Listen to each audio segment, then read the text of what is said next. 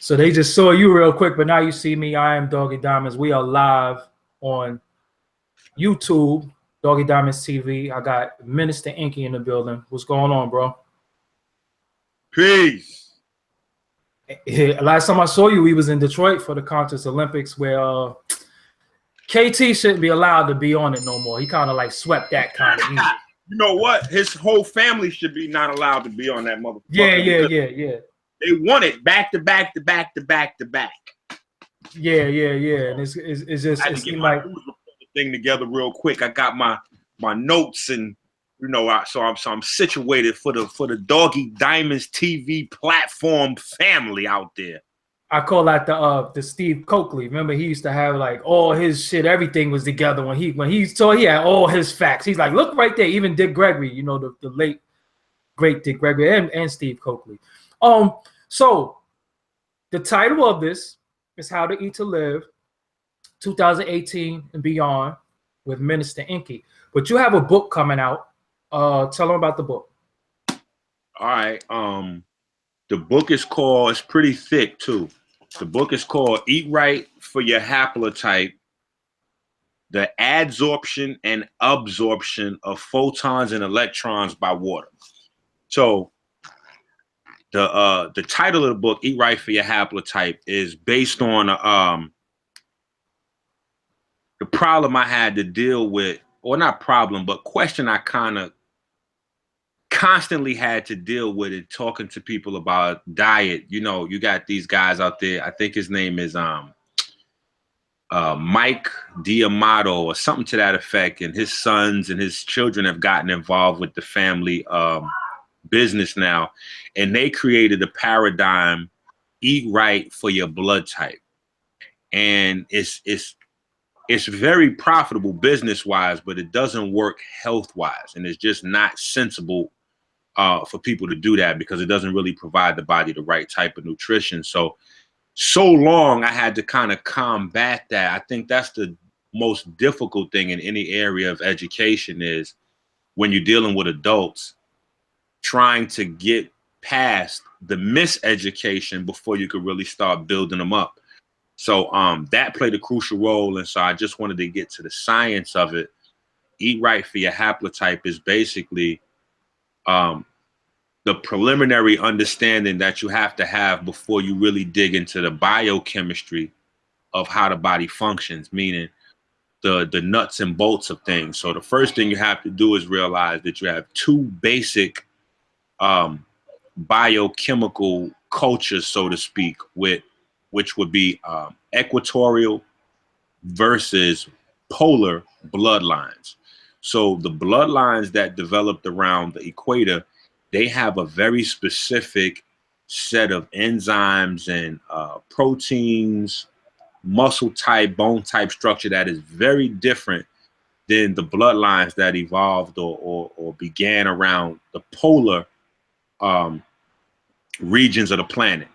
And one of the big problems we have today is that everybody thinks in a cookie cutter format based on the acceptance of the Western modality.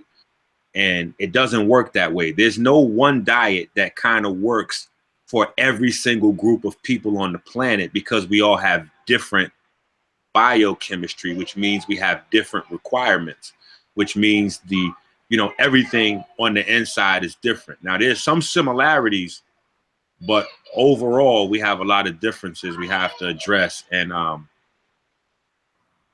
with us being, unfortunately, the only group of people that are unwilling to invest straight up in their R&D, research and development, we are at the behest of everyone else who's investing in theirs. So what I mean by that is, Jewish people invest in the empowerment and the development of structures and institutions that will push their culture forward. The so-called Jewish people. The so-called. Yeah. Germans do that, Europeans do that, Indians do that, Chinese. We don't do that. So when it comes to our body, we're watching what other people are saying. So you have people going into the Chinese modalities of health, and they're coming back saying this is the right way to do it. You have people going into the Western academia saying this is the right way to do it. You have people going into Indian and all of these different paradigms, which may be very successful for the people who created them and perpetuate them, but they're only going to be good for us in degrees. So let me ask you something. Before we, I get where you're going with it, but the title of the book, I don't want to scare people away. So when you say eat right for your haplotype, what is haplotype? What is your haplotype? Got you. So your haplotype is I need that sometimes, because sometimes I'll be way out there and people are like, yeah, I hear what you're saying, but out of the 30 words he said, I only know what 6 of them mean. Your haplotype is basically your bloodline lineage. Got you. So, ladies, y'all cannot chase. Oh, excuse me, family. I have a daddy moment right now. Yeah. Chase, you got to come get the twins, bro. Go. And matter of fact, go get y'all sippy cups from the refrigerator. And close that gate, buddy, and keep it like I had it. Thank you, sir. So these are your original lineages of people all across the planet. And basically, whether you want to argue what lineage you're from and all that kind of stuff, there's no need to be that specific. But the idea is this. When you understand how a cell functions based on its environment. And the way a cell responds to its environment is by developing internal structures which allow it to thrive in that environment. So bloodlines that developed in cold polar regions, they have a completely different set of biochemical actions and reactions that take place inside their cells. They have a different set of enzymes. Their blood ratios are different. Their bone densities are different. The hair structure, the skin, every single aspect is different. So in order for everybody to eat and be healthy, you have to eat which accommodates that. Now, to simplify things, because a lot of people lose sight, and I wouldn't even say lose sight, they just don't understand how food works. Whether you eat a protein, whether you eat carbohydrates, vegetables, fruits, it is all going to wind up in the same place. It is going to be broken down. Fats are going to be turned into sugars. Sugars are going to be turned into acids. Those acids are going to be used to produce electrons and protons, which creates an electric gradient throughout your mitochondria. That's what the purpose of food is for, to produce electricity. So this all comes down to electrons, protons, photons, that kind of thing. So a lot of people get it twisted when they try to tell you, which food is this, that, and the other, and they don't really understand how the mitochondria functions. So your mitochondria is the center of every other development. So you'll hear people talk about, oh yeah, I heard about that, the slow twitch muscle versus fast twitch muscle. It's a lot bigger than slow twitch versus fast twitch. It's more about anabolic hormones, catabolic hormones. Even your hormone cascade is predicated upon that. A lot of people talk about the pineal gland, these trendy little terms they throw around, pineal gland, alkaline, shit like that. They don't understand that all that is based on mitochondria function. And when you talk about equatorial bloodlines versus polar bloodlines, the major difference is how the respiratory proteins, which are pigments, how these pigments function that conduct the electrons and basically provide all the energy for the body. So can we, let's break this shit down to the smallest terms if we can. Okay. Because a lot of times I understand what you're saying. I get it. You're saying people say, oh, all you got to do is eat this. All you got to do is eat that. But it's a little bit deeper than that, than just what you eat, because based on your body, your lineage, and how your body works, you have to eat in accordance to that. You can't just eat. I can't eat what EnQi eat because me and you might be different blood types or different genetic makeups and all But that. not necessarily blood types. It's way different than blood types. Okay. It's more so bloodlines, because you have, for instance, the meat versus the vegetarian thing. Okay. You can or the vegan thing. You can look at milk, for example. Milk will give you a good idea of who has the enzymes to break down flesh, because milk is a very soft type of flesh. When you're dealing with the hormones and blood of an animal. What? Milk is the flesh. What?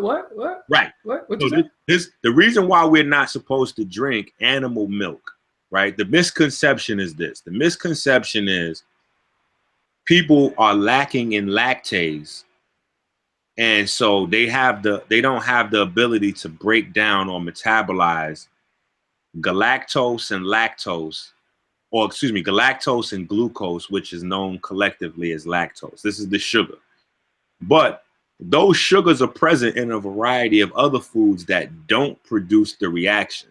So it's really your body's reaction to the foreign proteins that is causing the problem. So you don't have enzymes for these foreign proteins in your body. Your body can't really metabolize this stuff. So it causes an inflammatory reaction where you have a lot of histamine being released, and then that's another problem. So you kind of stacking problems onto yourself, and your body kind of over time breaks down. But there are groups of people, polar haplotypes, that have enzyme sets to break down flesh, because their bloodlines originated in a place where there was no fresh vegetation. There was no fresh fruit. So they had to eat the dead animals and things like that. And quite contrary to popular thought, fat actually has a higher electron count than fruits and vegetables. So this is how they were able to survive and produce enough heat in their body to make it in those cold climates, et cetera, et cetera. Whereas quite the opposite is different. And you had to be able to store what you ate for long periods of time to survive in those climates, which is why they have a higher propensity towards slow twitch muscle and longer periods of endurance. Whereas that was never an issue for people in equatorial climates. So they developed more fast, powerful, explosive muscle, which expended a lot more energy. But because fruits and vegetables were so much more plentiful, that was never an issue, especially since a highly pigment dense body converts photons into ATP or energy for the body. But that's a whole nother conversation. But you can get a lot of the energy you need from the sun in an equatorial situation with a body suited to that environment. So this is not like white versus black, because we have advantages being pigmented in equatorial regions because that's where we're from. But if you take somebody from the equator and you put them in a northern type of situation, their body's going to begin to break down and deteriorate, especially if they don't understand their diet at a biochemical level. And that's what you see with most of the black people in North America. We don't have a high amount of genetic diseases or disorders. What we suffer from is metabolic things. Metabolic means lifestyle and dietary choices that we make are destroying us. So if you look at the number one killer in our community, it's heart failure, heart disease. But if you look at the number one cause of heart disease, it's diabetes. You see? So understanding these things is really what it's about. And to switch gears a little bit, we can come back to this. But to switch gears a little bit, what I want to do is get people to understand the financial part about this, the economic part of this, the positioning. Right? That was something that me and you had a sidebar about yesterday, how this is becoming big business and people are really, really capitalizing off of our pain, suffering, and our sickness. And they are, making billions of dollars off of it. And we're not getting in on the... That's right.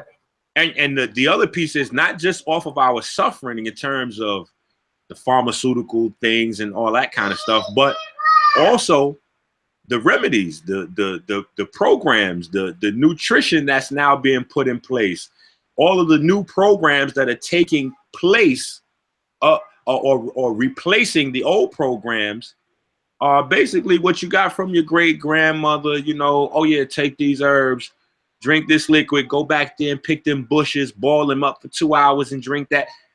That is now the lifeblood of these new industries. And so the larger part becomes, how are we positioning ourselves as a people to be able to take full advantage of a global industry that is now being built right before our eyes with, again, information that we know our ancestors kind of left here. And as the globe was being colonized, as we were being colonized, these were things that were taken away from us. Mm-hmm. Now these are things that are being turned into big industry.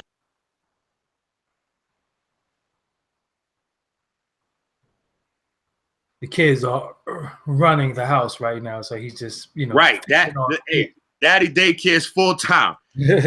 Salute to that. But this is now, the health industry is on track to be the first ever, at least in our time period, right? We heard of Mansa Musa and Solomon and some of these guys and the pharaohs, but in our time period, this is going to be the first ever, or projected to be the first ever, quadrillion-dollar industry. Bro, figure it out. This is going to be the first ever quadrillion-dollar industry. And so the whole key is this: where will you be in this industry? Because it's bigger than producing some herbs and detoxes, going on YouTube and making some videos like, yo, hit my website, I got a detox, which a lot of people are doing, and it's very disingenuous of these people, or if that's a good word I could use, ambiguously, to do this, because here's my problem. Most of these people are only getting into this because of the financial aspect, but nobody's willing to have that conversation with people, because they feel like if they have that conversation with people, it will jeopardize their ability to make a financial stake in the new world of the health business. So people will jump online and tell you to do 10 push-ups a day, eat kale and drink green juices, but they're not going to tell you why they're online telling you that, because a lot of these people don't really partake in the culture. They just want to benefit off the culture. And when you're a part of the culture, you can see who's who and what's what, because there's only certain restaurants and supermarkets, et cetera, et cetera. So when I'm in different cities, I'm with these people and we go, ooh, and y'all see a lot of stuff on my YouTube channel. All right, you can go to my YouTube, Minister EnQi, on my YouTube channel. You'll see I'm in these restaurants. I'm at this spot over here with Abundance. I'm in Florida with Dead Prez mother-in-law. Like, wherever the vegan cuisine is, you will see me. I'm out in Philly with the Vegan Fit fam. Like, wherever you. So what we have now is the school. We have a school which is creating a standard globally for how this thing is supposed to work. And people see my associates that are you know, like I had a couple of brothers that are associates of mine, brother Amun, brother Amsu. A lot of the sisters that come to me with fibroid issues, I sent to them. It was just on the Breakfast Club because I think they knocked out Angela Yee's best friend's fibroids or something like that. So let me ask you something, EnQi. Let me ask you something. So let's for the audience, you know, we have a broad audience, but I want to get them to have a clear understanding on, is it that simple as stop eating meat? No. No. Okay, no. So let me I'm gonna finish it, but keep that. Let me finish it. Is it as simple as stop eating meat, say your prayers, eat your vitamins, Hulk Hogan shit, cut cut out cut out the milk, you know, because everybody keeps saying that this is what you have to do and you're going to lose weight if you cut out the meat, if you cut out this, if you have this alkaline diet. I think a lot of people think it's this one way, and this is what your book is trying to teach people, that is no one way in accordance to, there's no universal way. It's a way in accordance to how you are. So is it, I'm just going to go vegan tomorrow, I'm not eating no meat? Am I going to be healthy if I stop eating meat? You will be, okay, so let me answer that in a couple of ways. Okay. Right? You'll be healthier if you stop eating meat. Okay. A big problem is this, and I had to coin a new term for this. And a sister gave it to me. I did a lecture in Miami. I was actually in search of a new term because I had come to grips with the fact that not only are people insane, right? But because we have these conversations like, should I eat meat or should I be a vegetarian or a vegan? And vegetarians actually still eat meat. You're just eating less meat, but you're eating meat. If you're eating dairy, you're eating like liquefied meat. You can't drink the hormones of an animal and think that it's liquefied meat. It's like meat smooth. And a lot of times, like even when people say I don't eat pork, but they eat the pork byproducts. You read the ingredients and it says, listen, see, you gotta stop sparking my mind and let me go on. That is a whole nother conversation. Yes. The chicken industry, the processed meat industry uses pork enzymes to keep the meat fresh. So even people that only eat chicken actually eat pork because they use pork enzymes to make the chicken look fresh in the package. They use pork enzymes to make the beef stay fresh in the package. They use, so you think you're buying steak and you just eating good beef, but it has pork enzymes that they use to keep it fresh. So that's a whole nother conversation. Yeah, we'll tackle that one day. Right. So you know what we're gonna have to wind up doing? I'm gonna have to come on here a few times to really get Yes. No, we're gonna break it down. So there is no. But no, let me get your question. Let me get your first question. So here's the thing with the meat thing. Because you have these conversations and it's like, should I go plant-based or do I keep eating the meat? Because I hear paleo people and all these other people saying you need to eat the meat and whoop, whoop, whoop, whoop, whoop. Okay, so here's the first thing. You do not need to eat meat to get protein, right? Okay, I think Dr. Sebi, the OG, has thoroughly handled that, right? However, in my book, in the back section, I have what's called the nutrition catalog, and it basically goes through fruits, vegetables, nuts, and seeds and gives you the amount of protein that's in each item so you can put your protein together on a plant-based diet. So that's that. But the larger thing is people that eat meat are not carnivores. So for my plant-based family out there, when you're arguing with these people and they telling you, yeah, but you know, in nature, woo, woo, woo, woo, woo, because people quick to go to nature about carnivores. And you know, in nature, you see animals eating animals and other. There's no animal on earth ever. There has never, ever, ever, ever, ever been an animal on earth that takes dead bodies, corpses, and eats them after they have burned them beyond recognition. So you saying we should eat raw ass steak? Wait. Hold on. I want to get that across. So you people are not carnivores. You are necrovores. Okay? You are something completely different than a carnivore. So do not entertain a carnivore argument with anybody about plant-based versus carnivores because they're not carnivores. Carnivores eat meat freshly killed. And the reason they do that is because they don't have the enzyme set. See, carnivores understand their biochemistry better than people do. They understand that they don't have the enzyme set to get the nutrients that's locked away in the plant kingdom directly from the plant kingdom. If they could, they would. So the animals that possess the enzyme sets to eat the plants and get their nutrition that way, they do. The animals that don't, they have to eat those herbivore or plant-based animals, and the first thing they do is eat the stomach, because that's where all the fresh plant material is. The second thing they're doing is getting all the bloody flesh, because that's where all the nutrients post-digestion is now. So when you're eating a dead animal that's been dead for weeks, in most cases months, from some of these fast food places over a year, then you burn it beyond recognition, you are something completely different than a carnivore. And when you burn flesh, it's almost like God. It's almost like God himself, for the people that subscribe to a God concept. Okay, I have a relationship with God. So I'm not a believer in God. I know God, right? It's like my homie, I got him on speed dial.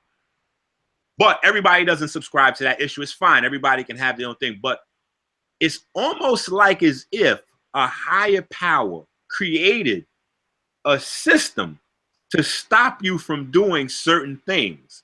And two of the most powerful carcinogens known to man are created from cooked flesh. And so there's a 480% chance of you getting cancer if you eat cooked flesh. And so I need people to understand that. We all know that once you go past 100%, it's almost that means that's grand opening, grand closing, right? So when you live a life of eating cooked flesh, the only real way to avoid getting cancer or dying from cancer, I should say, because we all kind of develop cancer cells, but with a strong functioning immune system, we kind of get rid of that. The only way to avoid dying from cancer is really to be killed by something else first. So it's not a matter of if, it's just when. So we not subscribing to nothing that the Bible says then, because in the Bible they didn't do burnt offerings, right or wrong. Hold on. Here's the thing with the Bible, and if we open that door up, we got to remember, right in the first chapter of the book, if I'm not mistaken, the very first page, it tells you what your diet is supposed to be. Fruits, vegetables with the seeds in it.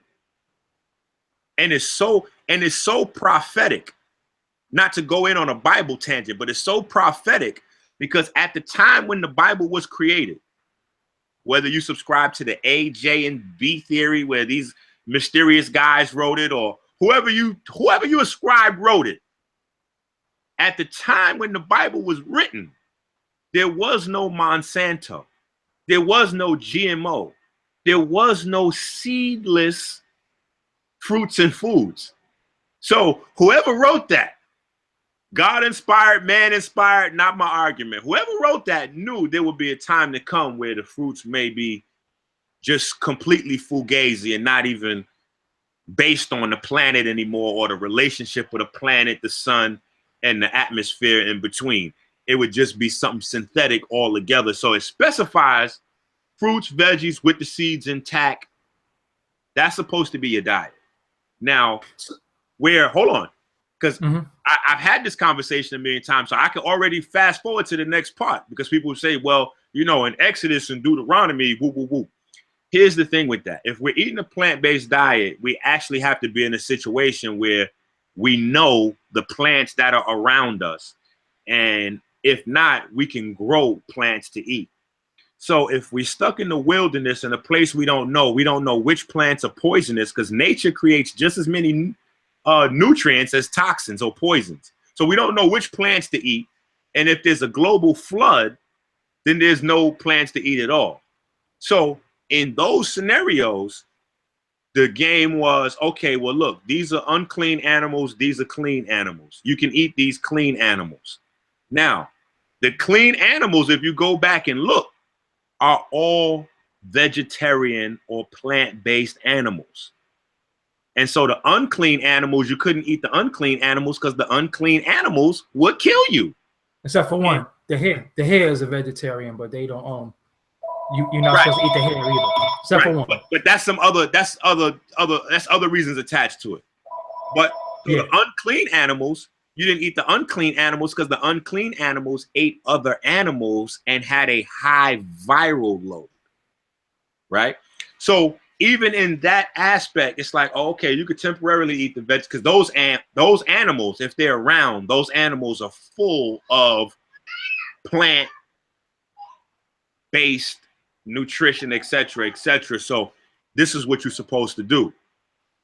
But it's clear in the first verse, and we now have documentation on what, because a lot of people like to go, okay, yeah, well, that's what the Bible say, but I don't subscribe to that. I subscribe to Kemet. We now have the documentation from the archaeologists that in Kemet, they were vegetarian and they had a plant-based diet. So this whole idea about, like I said, eating flesh, corpses, and burning them beyond recognition is a relatively new aspect of savagery that we are deeply dived into. Because it's like you got to really think what we're doing. Like, we're taking dead corpses that have been dead for weeks and months, and we're burning them beyond recognition, and we eating it, and then we're listening to other people telling us that there's some type of nutrition in there, and it's crazy. Enzymes are heat or temperature sensitive. You can't burn anything beyond recognition and hope to have any enzymes. See, that's the other thing. We're the only creature on Earth that eats a diet largely devoid of any living enzymes. Enzymes is where all the health is. And so what happens is you have two categories of enzymes in the body. You have digestive and metabolic. I mean, we can break them down into a lot more detail, but the overall large two categories are metabolic and digestive. The metabolic enzymes are what runs your entire body. Grand opening, grand closing. Digestive enzymes break food down, pass it off. When you eat natural food, they have the enzymes in it to help your body break them down. When you eat a diet with no enzymes in it, your body has to convert metabolic enzymes into digestive enzymes. So what does that mean? That means you have cells floating around in your body that don't have enzymes performing the functions in there. So these are basically phantom cells or zombie cells in your body. These are the cells that have a higher proclivity to become cancer cells.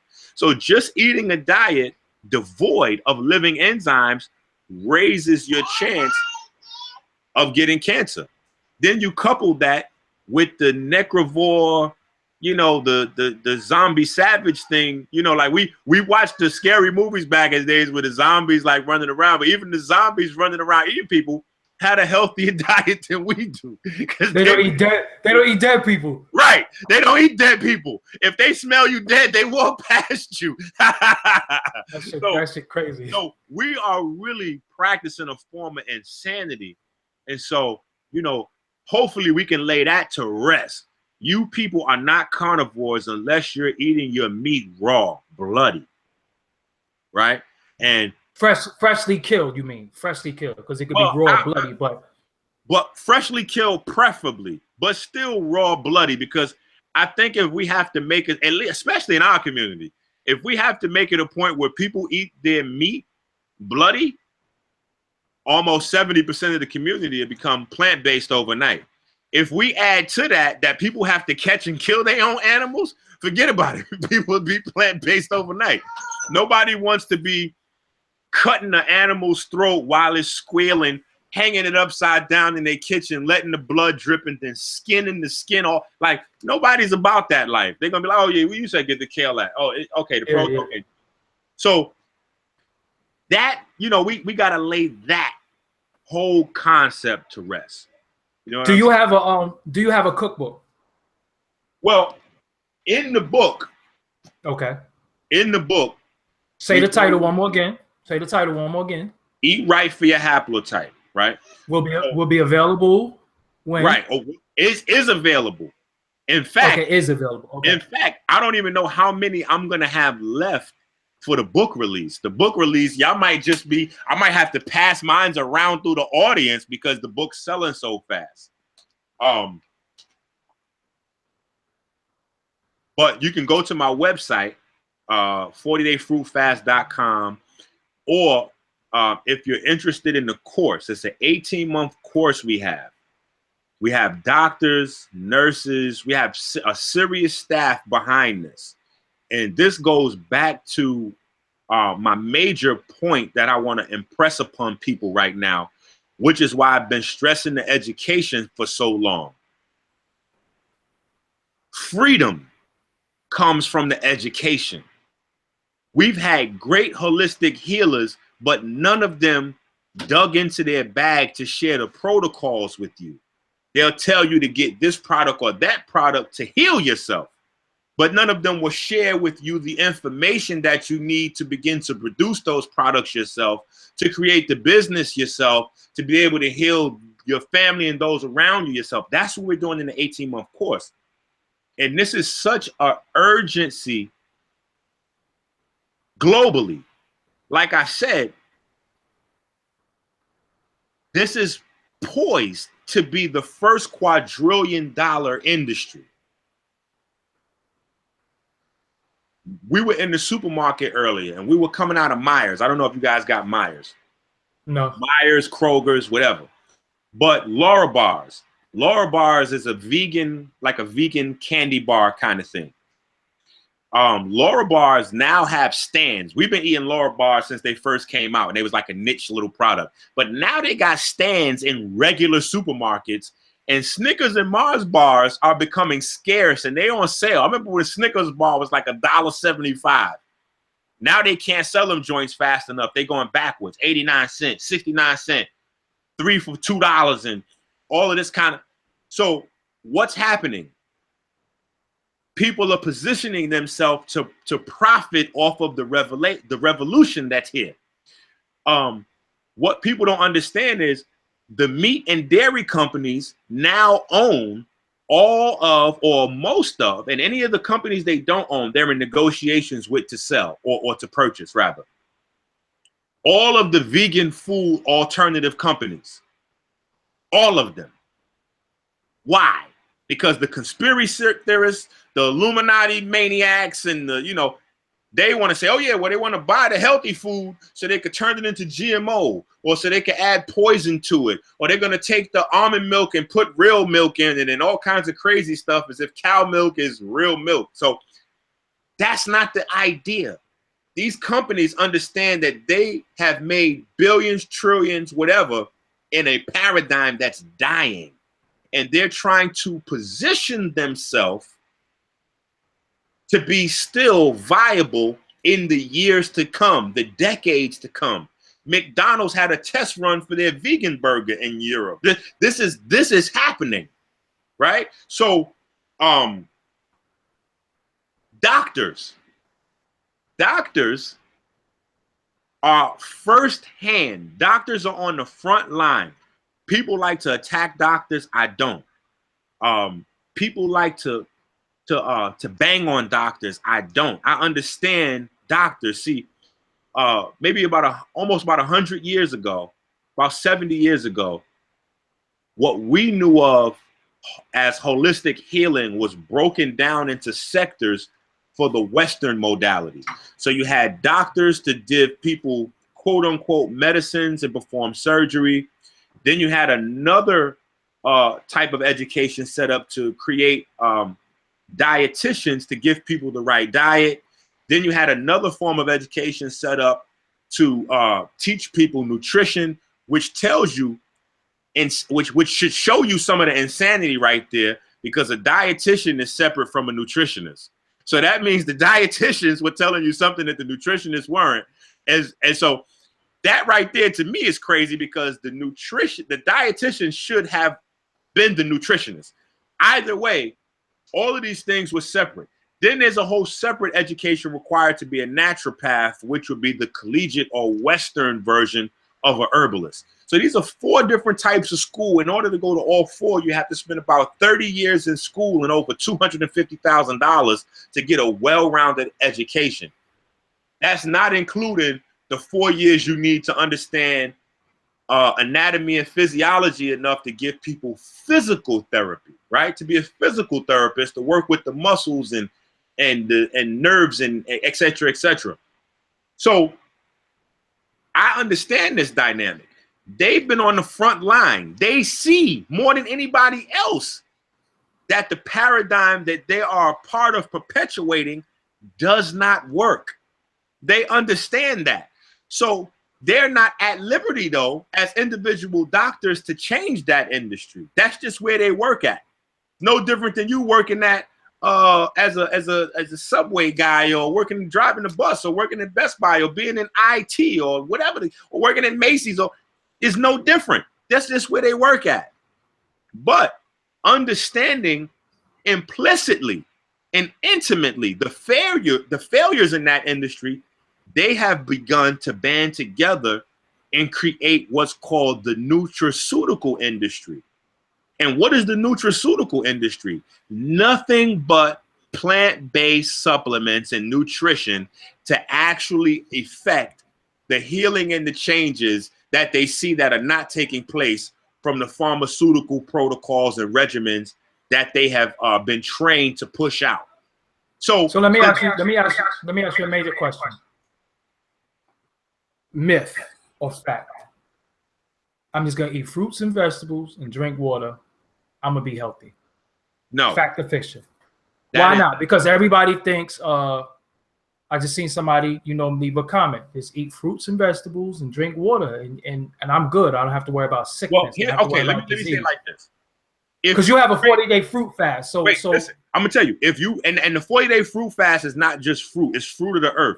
But if you raise a child from birth that way, fruits, vegetables, grains, nuts, seeds, and water, yes, that child is going to be healthy. That child doesn't have to doesn't have to do anything extra besides exercise, make sure they get natural light, etc. That's another conversation, natural light versus synthetic light, right? But if you've already been indulging in this society, you know what I'm saying? Like, don't get it twisted. A lot of you don't know who I was before I start teaching this information. I was somebody else. You know what I'm saying? I was turn up Tommy. Like I'm a corner guy. I'm from 158th Street in the Bronx. So I had years worth of ratchetness that I have to work through. So if you've got years worth of KFC and cigarettes and beer and alcohol and don't think that you can just change tomorrow and become a plant-based, you're eating plant-based diet, and now all of a sudden you're going to kale away diabetes. You're not going to kale away cancer. You're not going to water away, any of these other syndromes that you have created in your body from 10, 20, 30, 40, 50 years worth of abuse. That's not going to happen. Now, once you get yourself back into an ideal place, a natural diet is going to sustain your health. Absolutely. But if you already have complications, which most people do, and because we're in this weird place as a people, and I'm going to tell you where it is.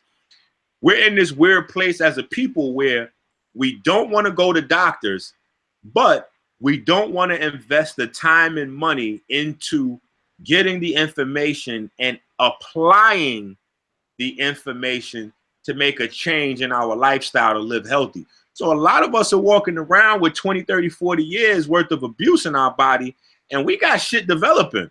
We got little growths here and there. We got plaques building up. We got circulation cutting off. We got hormonal issues. We can't sleep at night, and we think that that's just that. Like, oh, I can't sleep at night. I'm a night owl. Nah. If you can't sleep at night, then that means you have neurochemistry problems. That means you have circadian issues, and circadian issues means that your cells and tissues are becoming unsynced from each other. So let me explain that real quick. In every cell in your body, you have maybe 100,000 chemical reactions taking place every second.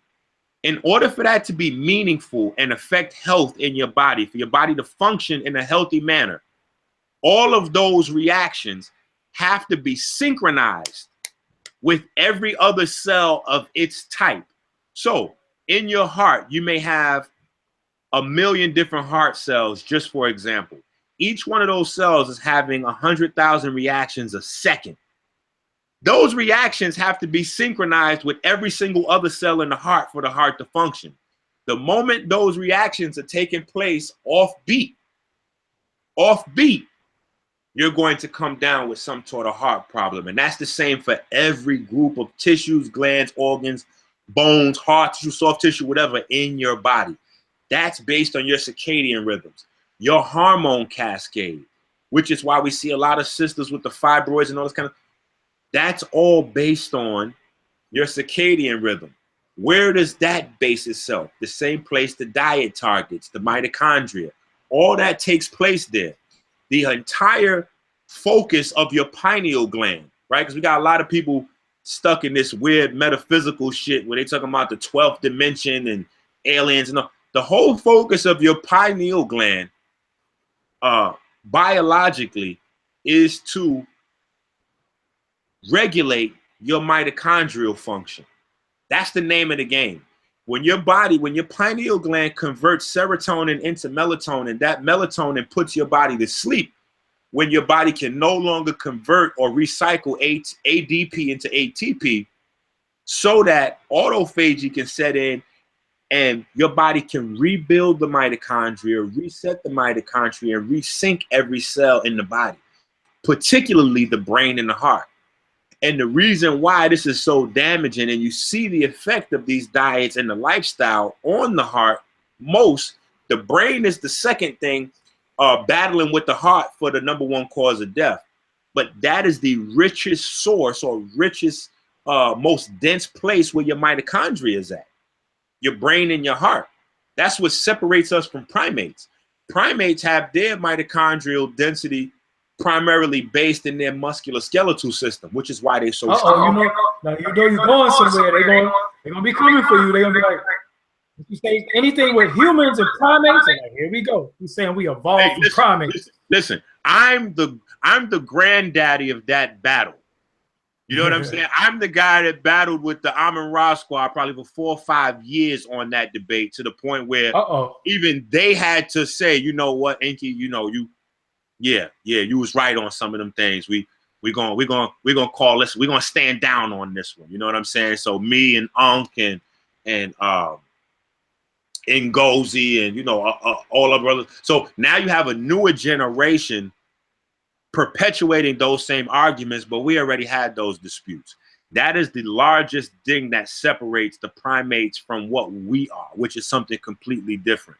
Is mitochondrial placement and mitochondrial density, and the function of our mitochondria in relationship to how it has allowed our body to become a lot more complex. So there's a lot to understand the differences in the mitochondrial placement, and that's a whole nother conversation. So let me ask you something. The toughest question that I might ask you tonight: how does a poor, when I say poor, I mean financially, how does a person that doesn't have money, that can't afford certain food, how do they eat healthy? Because that doesn't the bad food, the bad food is very cheap. Did you hear what I just said? Poor does not exist in America. Break that down. That is a state of mind that people have been led to believe. We live in a world of abundance, especially Americans. This is the richest country on earth. The bottom 10% of the people in America, that means your people standing outside of McDonald's asking for change. And not the people that are pretending to be homeless asking for change, but actually the homeless people. They are still within the top 30% richest people on earth. You think they give a fuck? You think they care about what other people do? I'm talking about Right. But what I'm trying to tell you is this is a state of mind. This is the state of mind that we live in, because if people took the time, the most expensive thing, if we want to just get down to the nitty gritty, the most expensive thing on your plate is the meat. Okay. That was the first big benefit for me. I have 10 children. So that was the super no-brainer for me. Like, oh my goodness, wait a minute. The money I was spending on 1 day's food is now 4 or 5 days food. Let me find out you became vegan because you was cheap. No, but it was a definite bonus. Like, that was the bonus round. Like, that was the gimme. Like, wait a minute. This cabbage and kale is stretching. Like, yo, one big pot of quinoa is like, it's crazy. So all right. So all right. The point I'm making is a person, because we could, you know, the mind state. I understand all that. It sounds good, but some people bank accounts say otherwise. You know what I'm saying? You know why? I'm gonna tell you why. Listen, people are caught up, and again, this is why you got to understand biochemistry. People are caught up in terms like organic. Organic is where you make it expensive. So people trying to go organic make it expensive, but people don't know organic does not mean healthy. There's so many conversations we got to have. Organic does not mean healthy. Okay. Vegan does not even mean healthy. We said that. Yeah, we know that. Mm-hmm. So because you got some people go from becoming they don't eat meat, but then they become starchaholics now. Wait, no. I don't mean that it's I don't. That's what I was about to say. I don't want to say that. What I'm saying is the term vegan does not mean healthy, although euphemistically it applies healthy, the same way as organic does, the same way as natural does. Like, for instance, my daughter, she was banging on me. She was like, Dad, what's going on with these healthcare companies? And I don't want to name them because she got all of the black hair care lines in the cabinet right now. And this is how we wound up making our own. Well, my mom perming their hair when they were children had a lot to do with it, but we just came out with a hair oil. And the reason we came out with the hair oil is because there were no hair moisturizers, not even from the black owned businesses. And you can name any one of them, and I'm talking about them, that do not use carcinogens, known cancer-causing agents in their hair products. Yet they have 100% natural on the label, organic, and all kinds of crazy stuff on the label to confuse people. They're even using color-based technology to hide the ingredients from people because they know if they blend the color of the words of the ingredients in with the color of the label, by the time you read the first 2 or 3 lines of the ingredients, you'll stop, even though it's a long paragraph. They hide the carcinogens towards the end in the middle where people usually give up reading. And what they do is they also convert natural substances into their scientific names, so it confuses people. When you see vitamin E there as tocopherol, and vitamin C is citric acid absorbic, whatever, you begin to think in your mind that they're just using scientific names for natural substances. So when they sneak a couple of carcinogens in there and they have scientific names, in your mind, you think those must also be natural. Hell no. There's carcinogens in all these things. And these companies, black owned, are taking advantage of the fact that we don't know biochemistry. We don't understand these terms. We don't know the effect they're going to have long term in our body, right? And so organic doesn't mean anything scientifically except that it has carbon in it. Euphemistically, it means that there's no pesticides used in the growing of the food. But that doesn't mean it's healthy, because your body runs based on nutrition. Your body runs on nutrition. So let me give you a perfect example. I can tell people this kale right here is organically grown in organic soil. So people think this kale is amazingly healthy.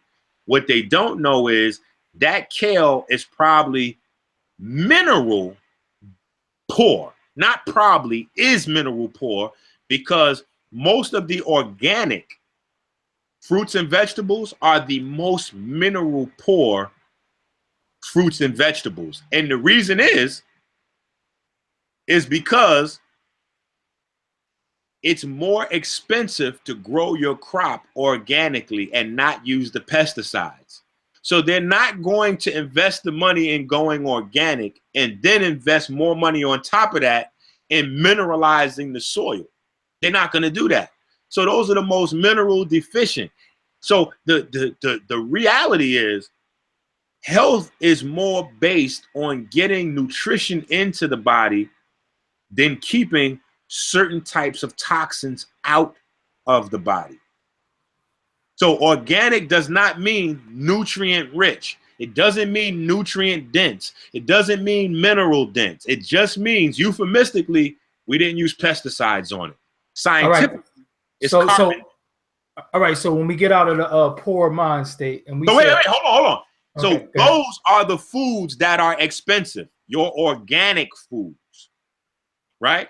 So if you understand which foods you need organic, which are like your berries, that might be worth getting organic, your skin fruits like apples, but everything you don't. People that's buying like organic watermelons and organic avocados, like you just look ridiculous wasting your money, okay?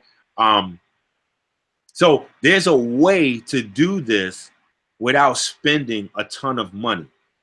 But I have to say it again, the money you save from dairy and meat is going to more than make up for the money you buy in extra fruits and vegetables. So it's not more expensive. That is a super myth. That is the myth ranking right up there with you get calcium from milk. That is the super biggest myth. You know. So for a person, again, what do you, how do they, like, if you got up today, we have to eat every day. Well, some people. Now wait, hold on, because I'm getting text messages. So let me do this for the people right here at the 1 hour mark. Let me get the announcements out the way, because people texting me like, yo, hold on.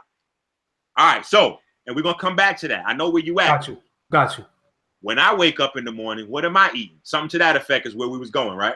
Facts. Got you. And I got children, so we can deal with the babies and all that.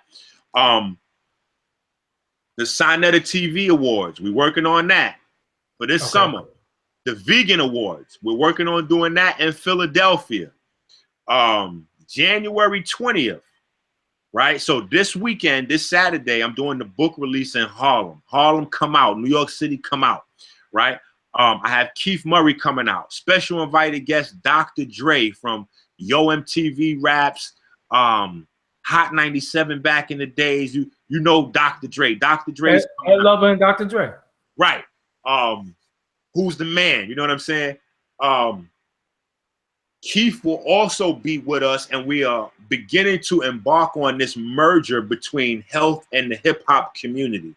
So Keith is one of the early artists that's on board with doing this, and we're trying to put together a tour. So people interested in booking that hip hop health merger and bringing that to your college, your city, whatever, call us.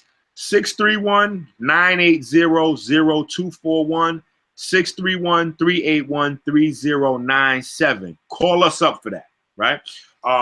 So first stop, Harlem, of course. You know I have to bring it home first, right?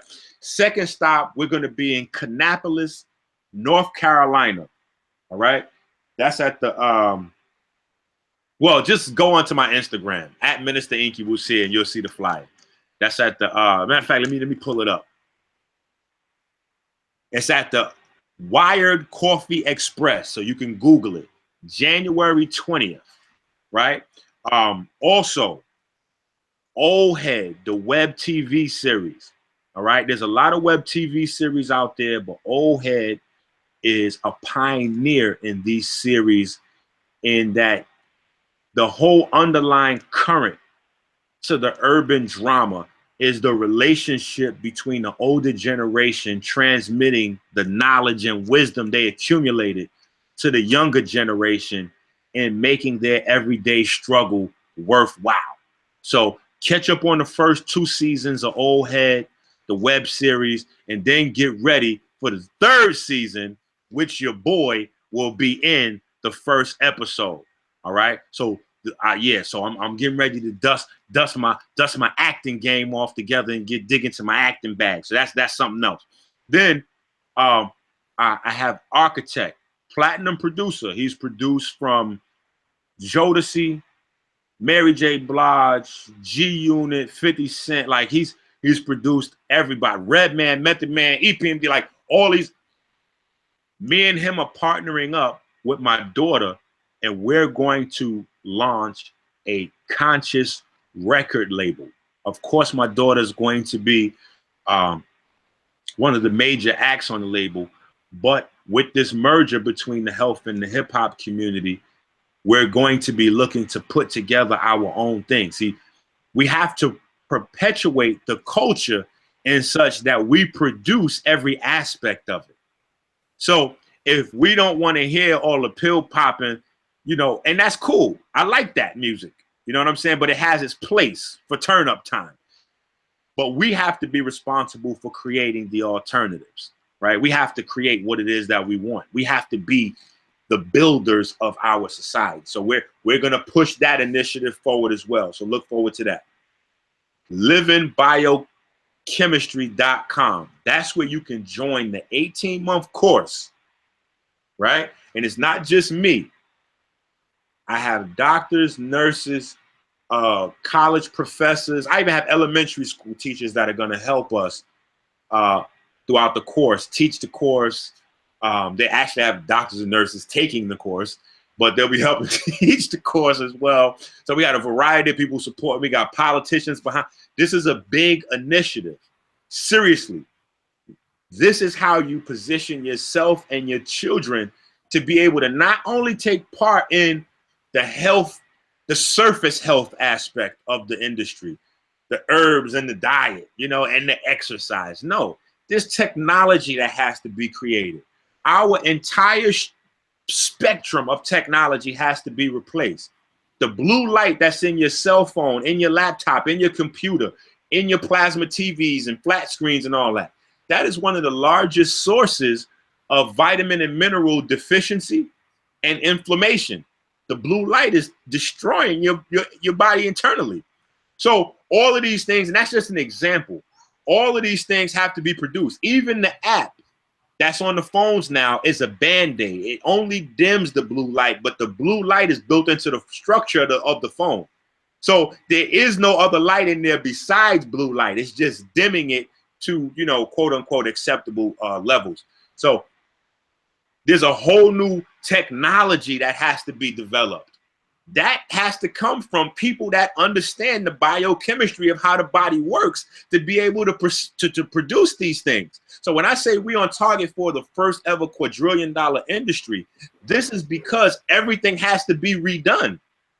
Even the chairs, the desk at work, how you sit at work, they're changing that because they realize when you sit at 45 and 90 degree angles, you cut the circulation to your lower extremities off, right? So all of these things have to be done. The carpal tunnel epidemic is largely based on the angle of your hands when you're using the keyboard. Why? Because of the circulation and the gout. That all of these things have to be dealt with, right? The uric acid, excuse me, that builds up, and all of these kind of things we have to deal with. The pressure on the nerves from keeping your body in certain positions. All of these things require new technology. The lining of the clothes, what your clothes are made of, what your glasses are made of, what, you know, all of these things, what containers that carry food.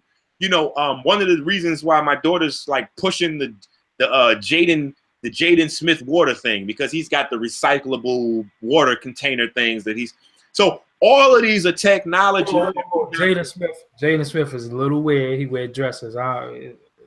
It's all right. But he has, but he's going to be one of the big players in the new industry because he's already positioned himself with a new container for his spring water. So what I'm saying is there's a lot of new technology, airplane technology, like just everything. Cars have to change, buses, trains, like everything has to change.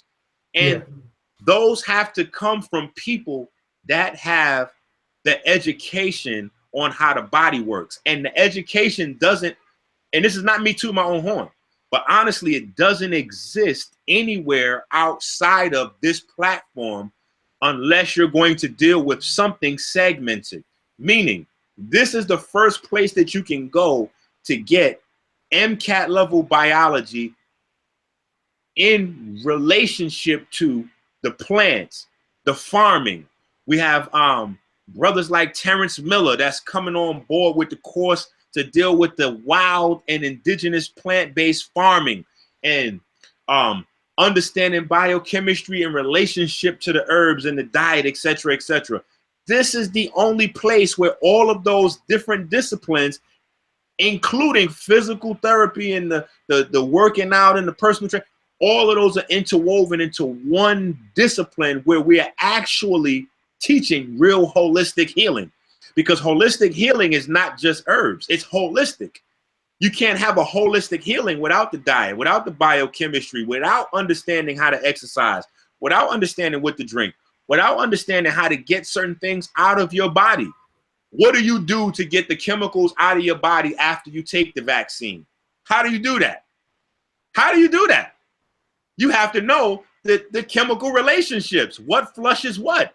What do you do when you've been exposed to polonium for so many years? What's polonium? What? Right. Polonium is the radioactive element that's in the cigarettes and the cigars that we rolling up. And when I say we, I don't mean me, but I mean my people. Now we rolling up all of our weed in. So you have these arguments with people and they'll tell you about the benefits of marijuana, but they'll ignore the fact that they put the marijuana in blunt wraps. And over the past year, they may have smoked maybe 10,000 blunt wraps. And the blunt wrap industry is completely unregulated. Each blunt wrap has on average 4,000 different chemicals in it. So what are we doing to deal with that? Marijuana or exogenous cannabinoids only regulates your inflammatory system. That doesn't neutralize these chemicals that you're putting in your body to get the cannabinoids into your system. And you can produce endocannabinoids if you understand how to get the correct ratio of omegas into the body. So there's this whole cascade of information that and this is how we do this. We invest in the education. Then by investing in our own education and positioning ourselves, we create an industry standard whereby now we get to say what's what. No, this is not approved. You know, this is not, like we started joking with it, you know, vegan mafia certified, vegan mafia approved. So after, you know, a couple of years go by and I'm seeing that people are calling me up on a regular basis every day. People are hitting me on FaceTime and all kinds of stuff from the supermarket. Like, yo, is this approved? I'm like, we have to have a regulatory body now where we can say, you know what, this is approved, this is what's not approved. Because just because things are plant-based or natural doesn't mean it works for your body. So we got the school set up, livingbiochemistry.com, right? Of course, the products, the monthly detox, right? EnQi'sDetox.com, EnQi'sDetox.com, EnQi'sDetox.com. Go there, get all the info you need on that. Outside of that, we've been, and this is the second course. The first course we did, known as the God Complex course, right, was based on anatomy and physiology. This one takes it to the next level with biochemistry. When I say biochemistry, I'm talking about MCAT level biochemistry. And I'm not saying MCAT level to impress people. I'm saying I took the time to go through all of the MCAT textbooks so that you would get the same education that people are paying over $100,000 for at a fraction of the cost, and get rid of all the scientific jargon and give you what's applicable to you and your lifestyle and eliminate the rigmarole and the foolishness, right? So it's not, oh yeah, that's just a YouTube guy here. No. We don't play that game. So when I tell you MCAT level biochemistry, it's because I can reach down in arm's distance and pull up the MCAT biochemistry textbook.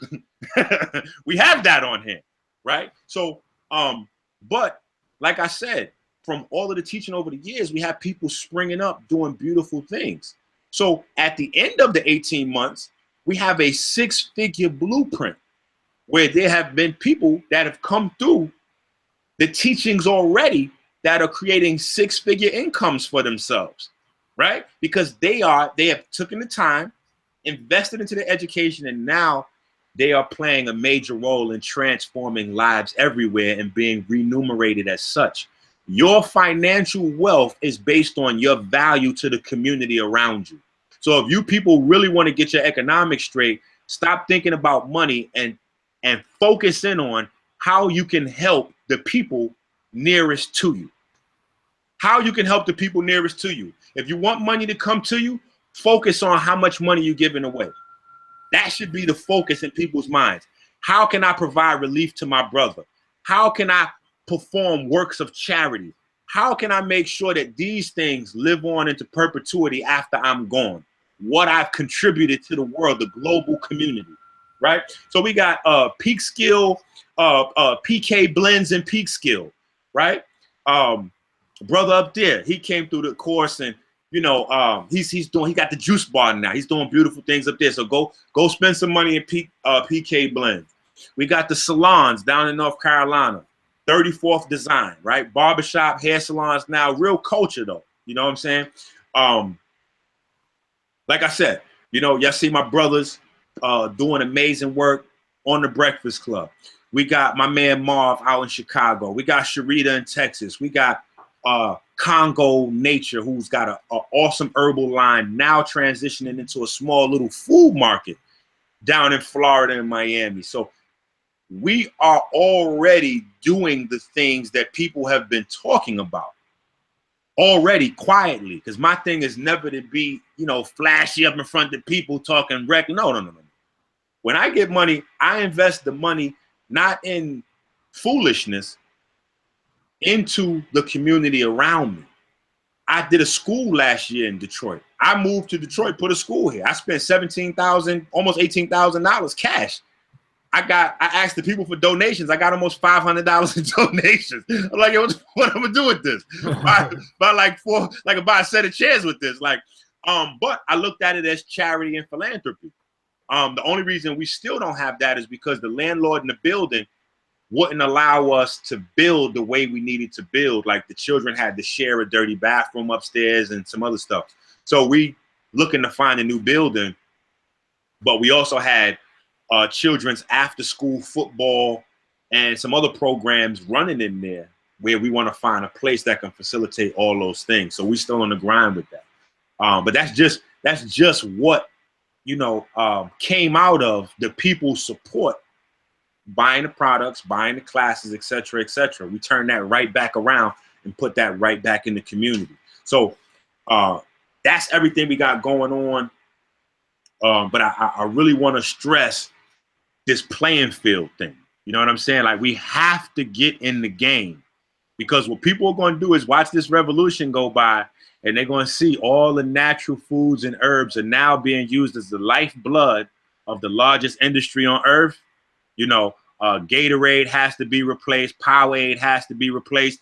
When you go into the book, I show the effects of artificial colors on your biochemistry, how it causes the mutations in the DNA, et cetera, et cetera. It's in the book. Like, they could get the book, and they could get the book where again? livingbiochemistry.com. You can get the book as well as sign up to the course. And I have 3 different payment mechanisms. So people that can't afford to pay the whole thing, you can pay 2 payments, or you can pay monthly, but you can get in there. For people that can't afford anything right now, just get you the book, get the home study popping. It's 480 pages. It covers everything from the differences in haplotype to how that translates in your biochemistry, to the largest portion of the book, which is the actual healing protocols. See, that's what separates me from everybody before me and even my contemporaries. I'm giving you the secret protocols. Like, I'm giving you the secrets. So there's certain things that you need for your body to get rid of. Like you're asking me, if I just eat kale and fruit and drink water, am I going to be okay with this cancer, this diabetes, this high blood pressure? No. But I'm going to give you every single vitamin, mineral, and enzyme you need and teach you how they function in the body in this book and on a larger scale throughout the course of the class, so that not only can you heal yourself and your family, but you have the option to participate in the global revolution that's taking place to get to a point of financial freedom, to get to the point where you don't have to worry about whether you're buying all organic or not. You could do the ridiculous organic watermelons and avocados, and that's not an issue. Right? So for the people who, but look, so for the people who say, yo, I gotta go food shopping, I got about $100. It's myself, my significant other, a child or two. We need some food. I want to cut out the meat. I want to cut out the dairy. What am I going to eat? Because every time I eat, and I'm not speaking for Doggie Diamonds, speaking for other individuals who might say this. Every time I eat some cabbage. I eat a few things that go with that. But man, in an hour from now, I'll be hungry as hell, man. Okay. Let me. I'm glad you said that. Here's the thing with that. The first thing, and in the early part of my book, the first things I deal with is how energy works. Mm-hmm. And I talk about the workings of the mind and understanding it, because people got to get their mind right. That's the first thing you got to do, is get your mind right. That's why the information is so valuable. So when people look at changing their diet, they have to change the preconceptions that have become the basis for how they view these things. So when you now look at, like, we look at fruits and vegetables as snacks. Facts. Instead of food. So, right. So instead of a meal. Right. Yeah. So when you switch over, you got to eat. You know what I'm saying? So you're not eating a steak with mashed potatoes and greens and then having an apple later. No. If you're just doing plant-based, you got to go in on the cabbage, go in on the quinoa, go in on, and you got to have a few different vegetables on your plate. Mm-hmm. Because it's no longer meat as the entree and then one or two little things to accompany the meat. It doesn't go like that now. There's no meat, right? So you got to put 2 different types of greens with a grain, and then maybe you can throw some transitional food on there to make it work for you. Now, let me ask you another thing real quick. All right, I just want to say something, show people something. Like, this is, I'm a living testament of changing the way you eat. So I used to be 300 pounds, for those who know me know that 2 years ago, and I just changed my lifestyle. I didn't change my diet. I changed my lifestyle in the way I eat, in the way what I eat and how I eat. Listen, I used to be 257. Yeah, so now I'm 185, so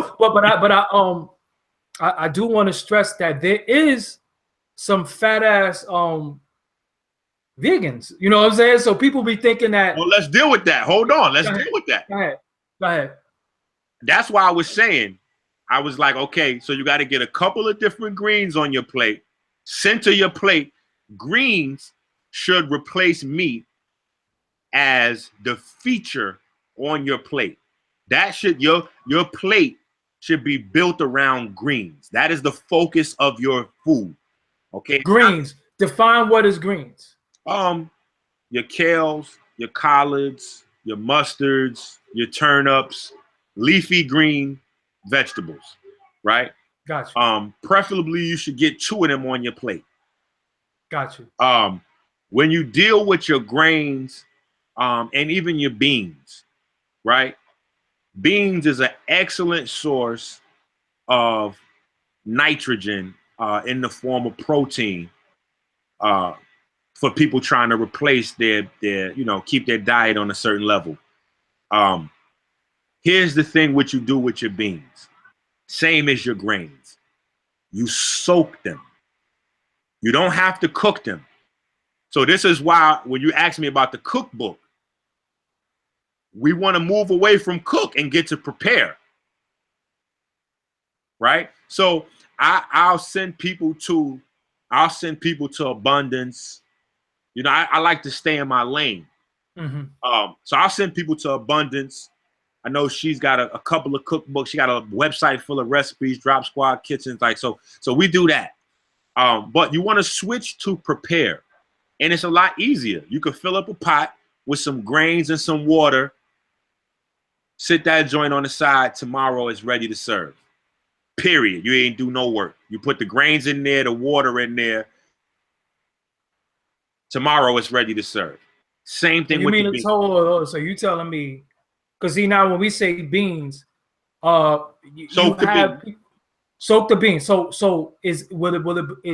does it matter what bean? Could it be a kidney? Could it be a lima? Well, here's the thing. What and I beans? Like to make this as easy as possible for people that's trying to really make changes, because when you make the change too difficult and complicated, people don't stick with it. Okay. So when people are just leaving from their fast food and meat-based lifestyle, what I do is, because I see a lot of people try to stick to these rigid diets. Like, no, Dr. Sebi said do this, so you got to only eat this. A lot of people in the comments saying that right now as you're saying that. Right. Like, nah, that's not exactly how to do this thing. That's why a lot of people can't stick with it.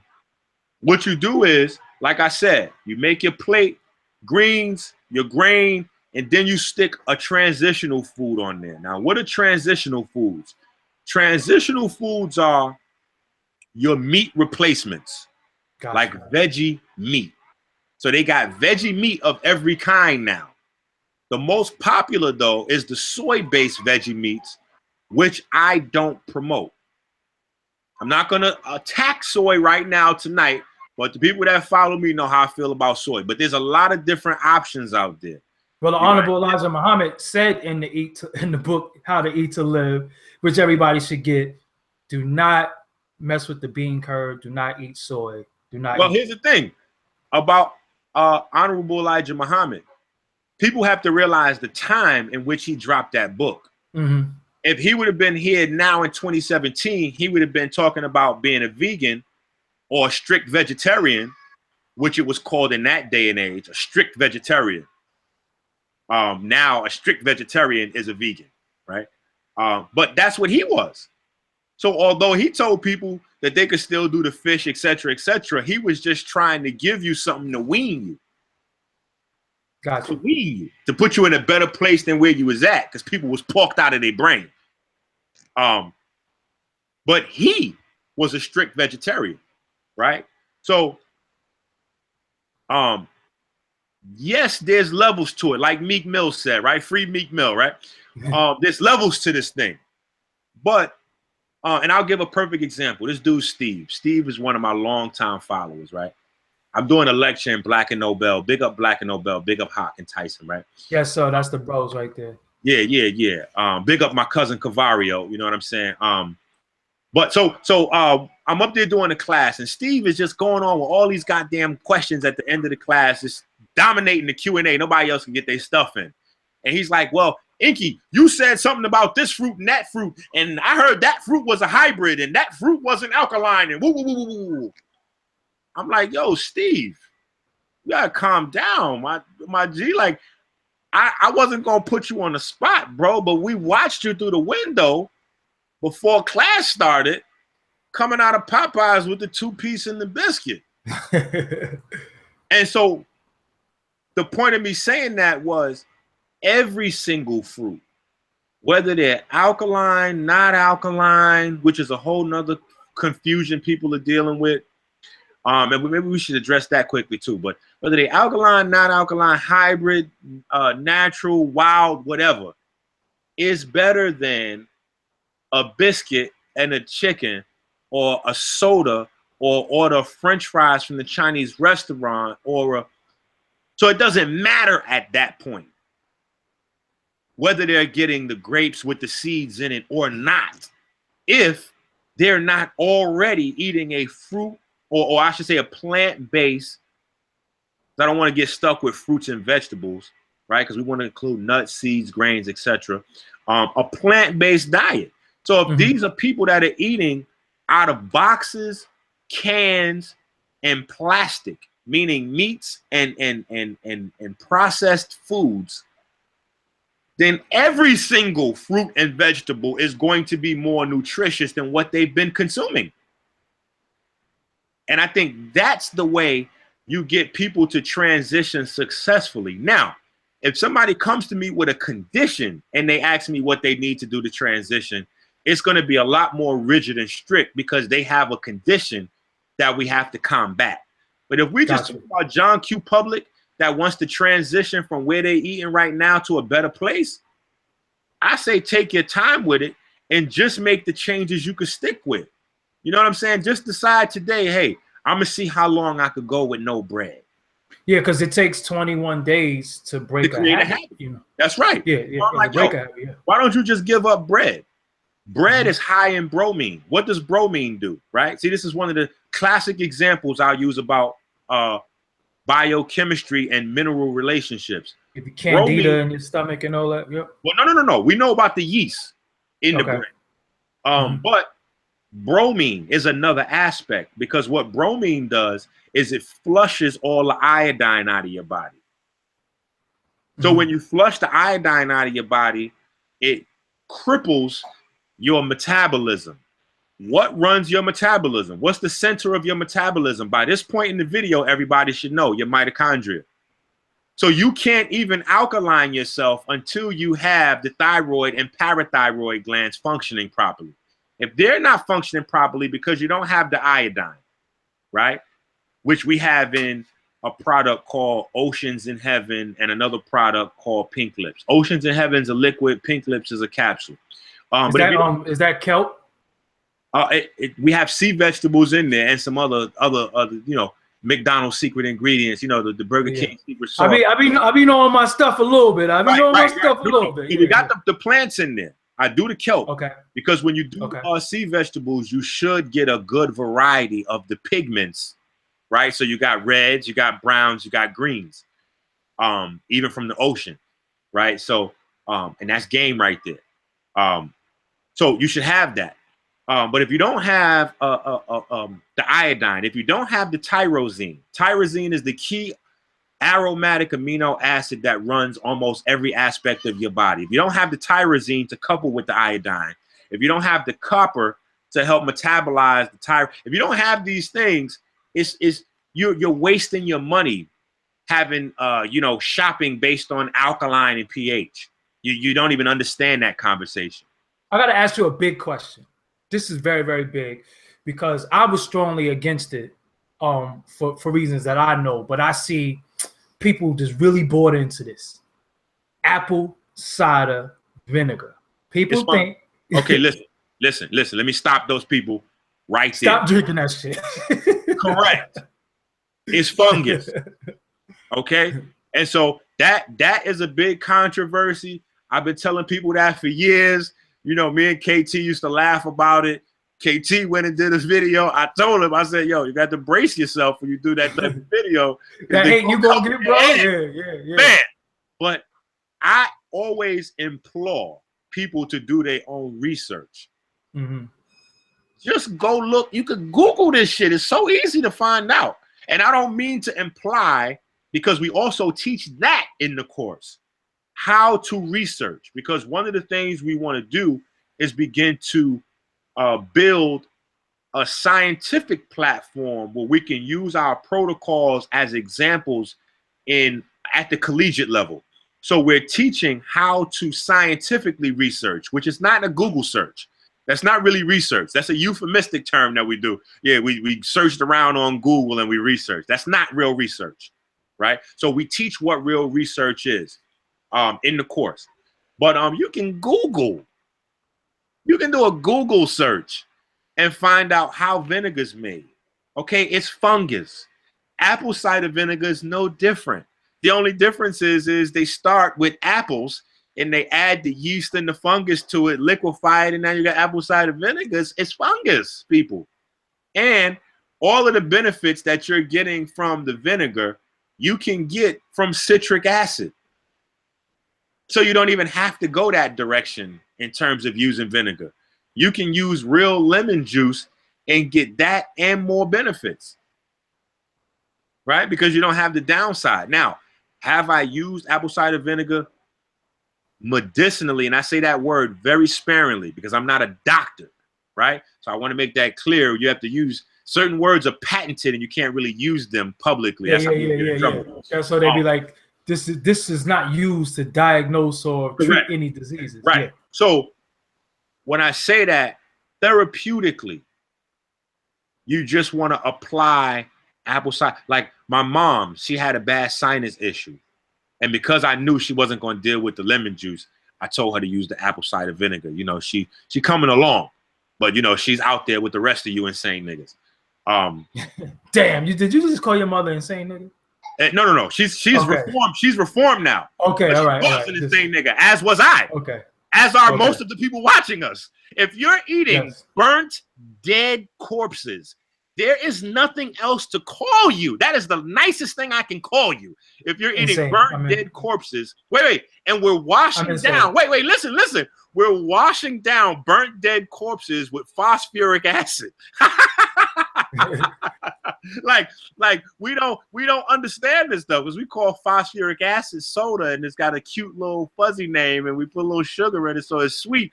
We washing this stuff that like we don't know what we doing. It's pure savagery and only deeply insane people would behave like this. It's okay. So people need to get the book.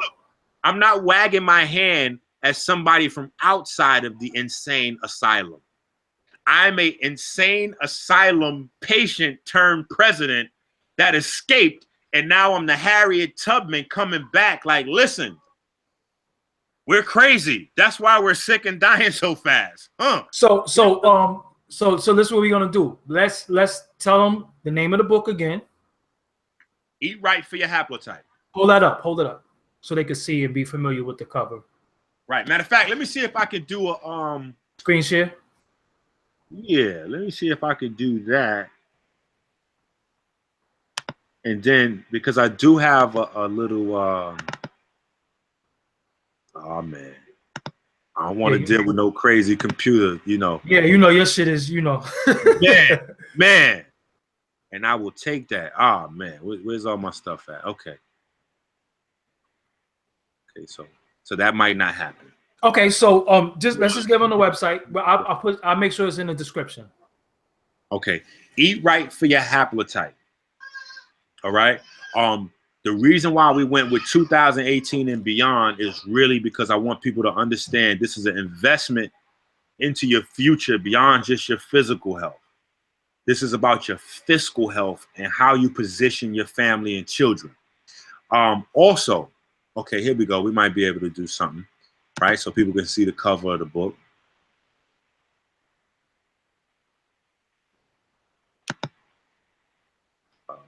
Screen share my entire window. Okay, bam. Okay. See it. I hope no porn sites don't pop up on that EnQi. Don't get it twisted. Right. So this is the cover of the book. I could probably do a whole 3 hours just teaching from off the cover of the book. You know, when you're looking at where the H should be in haplotype, you're looking at DNA. When you're looking at the O in haplotype, you're looking at mitochondrial DNA in terms of the scientific interpretation of it. That's what that ring is, right? So you have the nuclear DNA, mitochondrial DNA. You have our ancient symbology for electromagnetism. It's just a lot here, right? We talk about the subtitle being the adsorption and absorption of photons and electrons by water. That is the basic premise of your body, all right? You are a water creature, a water being. The reason why pigment is so important is because pigment allows your body to utilize photons. That's how your water interacts with light, through pigments. Pigments are a specific class of proteins, right? So people talking about proteins being fungus have no scientific standing. It's just crazy what comes out of these people's mouths, right? So, okay, now how do I get y'all back? Word. Besides me talking, because every time I talk, it'll go to me, but every time you talk, it'll flash back to you. Okay, so wait, did I get rid of it? It's just a black screen now. Am I It's still there, I believe. Am I still screen sharing? Okay, so now I started screen sharing. I don't know how to stop it. Yeah, I never did that before. I just don't know what I'm doing, so I don't fuck with it. Share. And how do you stop sharing? Yeah. All right, so we're gonna go back to the cover of the book so I can figure out how to stop sharing. Oh, there you go. There you go. There you go. There you go. Is it done? Something. Yep, there you go. You back. Okay, good. All right, bam.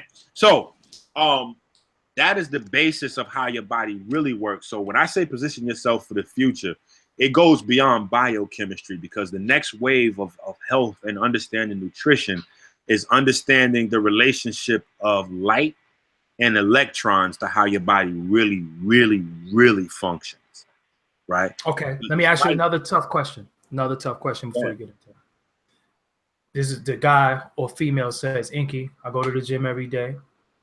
Trying to get, I'm frail. I'm trying to get big. I'm trying to put on lean muscle mass. I look at the bodybuilders. Man, they eat like all this chicken every day. They eat packs and packs of chicken, and I want to get big like that. And I don't think I could get big being no damn vegan. I'm gonna need that chicken. How could I get diesel and be vegan? Well, my conversation is healthy, right? My conversation is healthy. So people that want to put on size with my paradigm have to have health first, because there are a lot of ways to haphazardly develop a great looking body. Most of the really good bodybuilders go from heart attacks and cancer. Facts. You don't have any diesel old nigga. Right. You don't have no diesel old dude. Right. Yeah. And one Arnold Schwarzenegger has a bad heart. It's so many of them that just fall out and die. And CT Fletcher's one of my favorites. Right.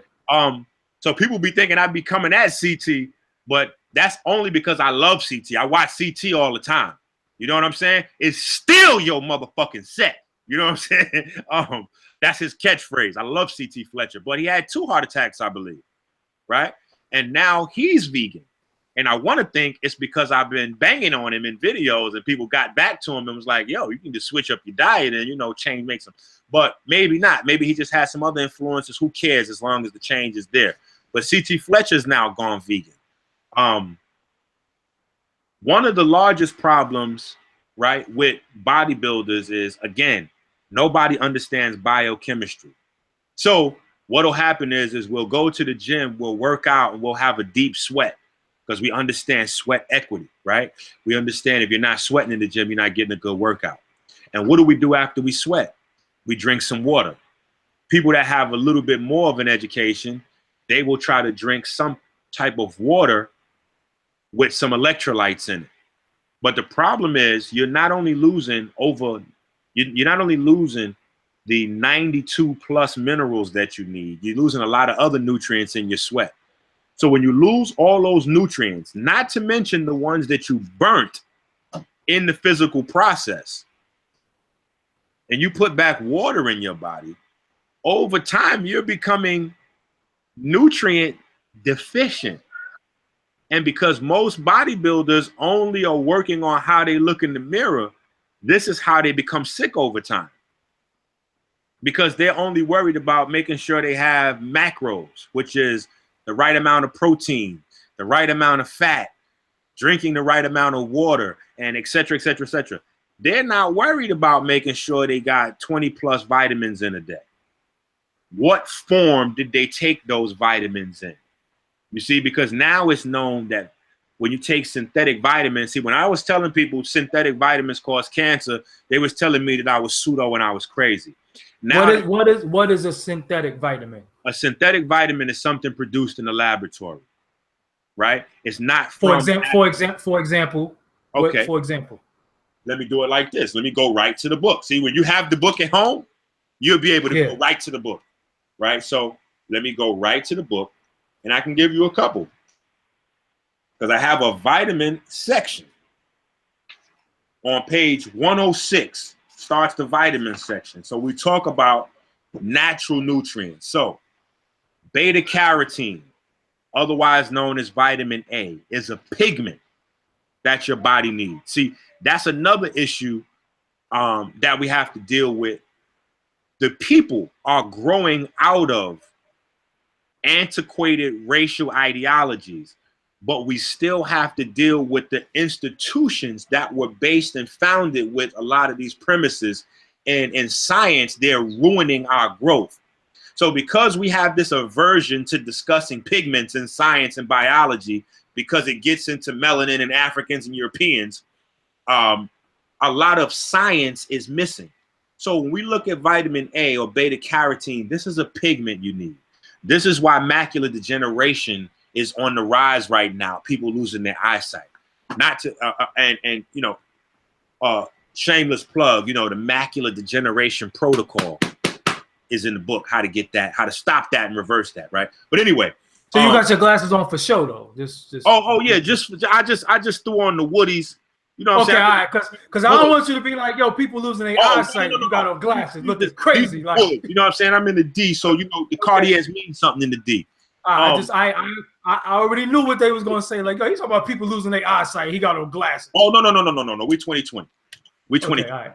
Right? Cartiers mean something though. You know what I'm saying? I'm still from 158th Street. I got to make sure I got a certain amount of swaggerliciousness to it as my delivery. But so this is a pigment. Now, understanding the pigments in the eye and how our body is able to metabolize the pigments from our foods and produce the pigments that we have to have for eye health. Another conversation.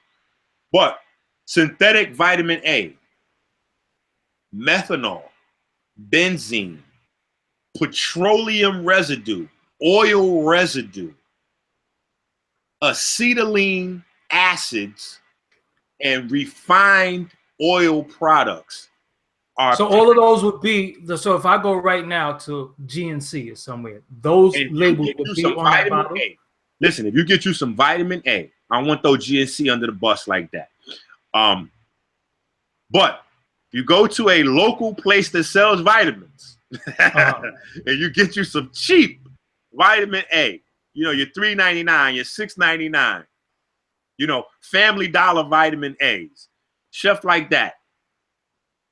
9 out of 10 times, it is going to be produced from these chemicals that I just talked about.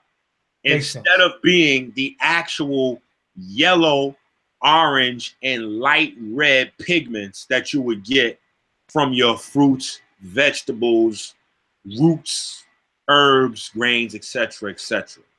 So that's what I mean specifically. So we don't do general type of talk with the course in the book. So when you ask, what do I mean by this? Oh no, we go right into it, and I lay out all of them in the book. So they could so to get more lab version is and what the natural version is. Okay, so for them to get that in depth, what that is, they have to get the book anyway. Oh, okay. So right now, even for myself, you know, I do a lot of walking. That's how I really lost a lot of the weight, and I kind of sped up my metabolism by eating more often, adding more fresh fruit and vegetables to my diet, and eating small portions, a lot of water. That's how I lost the weight. That's what worked for me. But then I just added a gym regimen within the last month. Now I'm feeling like I need to add more vitamins and minerals to my diet, because you know you only get but so much from food, and now you're working out, burning, and all those things. So now you need a little bit more. For a person like myself and others, what do you suggest is the right Is it a multivitamin, or do you have to take 16 vitamins that you need for your workout? Here's the blueprint. I have a product. It's called Swaj Mamatomics. The reason it's called Swaj is because Swaj is the ancient Egyptian term that had a dualistic meaning.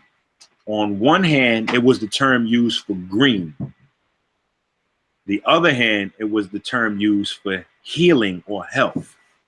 And understanding at least a portion of how the language was structured, everything was living. So there was no dead aspects to that language.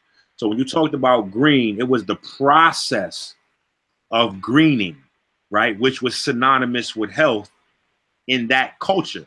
Now that we have technology sophisticated, we understand, or sophisticated enough to go into our biochemistry and see the analogs in the plant chemistry. Now we understand that these going green diets and regimens, how they actually function. So we can add validity now to the precepts that our ancestors left us, right? And so the Swaj Mamatomics provides you with all of the 92 plus minerals you need, all of the aromatic amino acids, all of the active enzymes you need to catalyze turning those mineral compounds into biological compounds that your body can utilize, right? Because a lot of people are going out and they're like, oh, I got this liquid magnesium, or I got this pill magnesium, and they're taking it, they're not getting no results. The reason being is because it's in a rock dead format that your body can't really use. When you eat something and you have a plant base, that plant not only has the minerals, but it has all the active enzymes required to catalyze the changes that the body has to make to turn that mineral into something usable in your body. So you can get all your minerals, which are the key to your body's biochemistry. Yes, you need the vitamins, but the minerals and the aromatic amino acids are the biggest important. Hold on, let me stress that, because those are the biggest keys. If you have all the minerals, your body can pretty much synthesize most of the vitamins you need. You're still gonna have to. And this product you can get where? 40dayfruitfast.com. So everybody just needs to go through your site anyway and see. You know, on your site, do you have it broken down for this is what you need for this? Do you have it broken down like that, or how would people know how to navigate? Well, they could just go to the product to really understand what you need for what and what not. You really need to study the body. So like we have the first God complex course that's up there. So you can learn the body. And in that course, I teach what the body's made out of.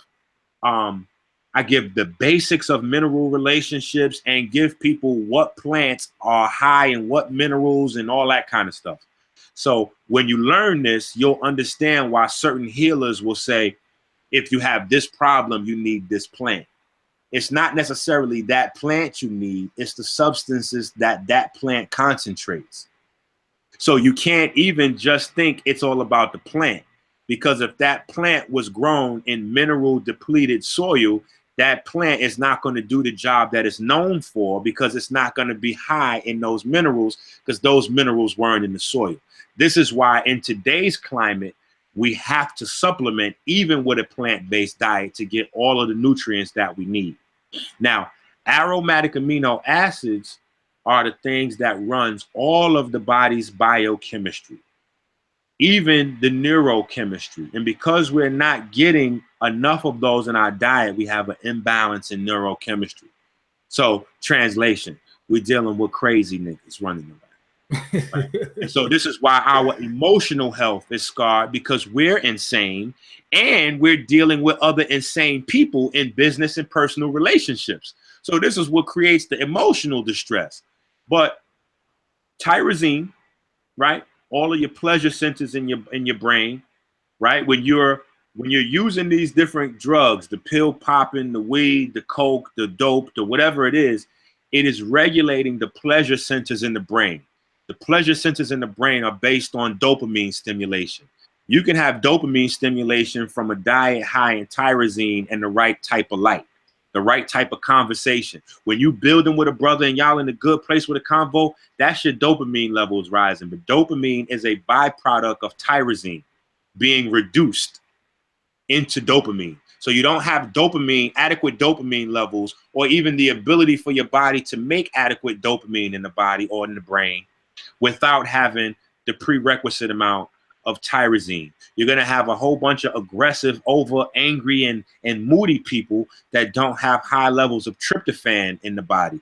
Tryptophan not only is responsible for your mood and balancing your emotional body, but it's also responsible for melatonin production.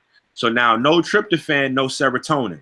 No serotonin, no melatonin, no melatonin, no sleep, no healthy mitochondria. No healthy mitochondria, no healthy metabolism.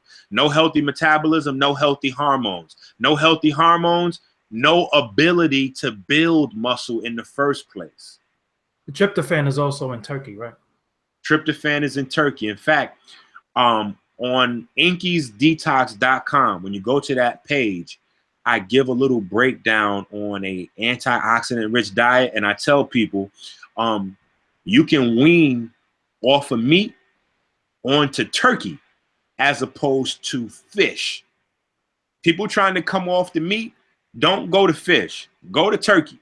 Turkey's high in selenium, it's high in some other crucial nutrients, as well as tryptophan and your aromatic amino acids, and it is not chemically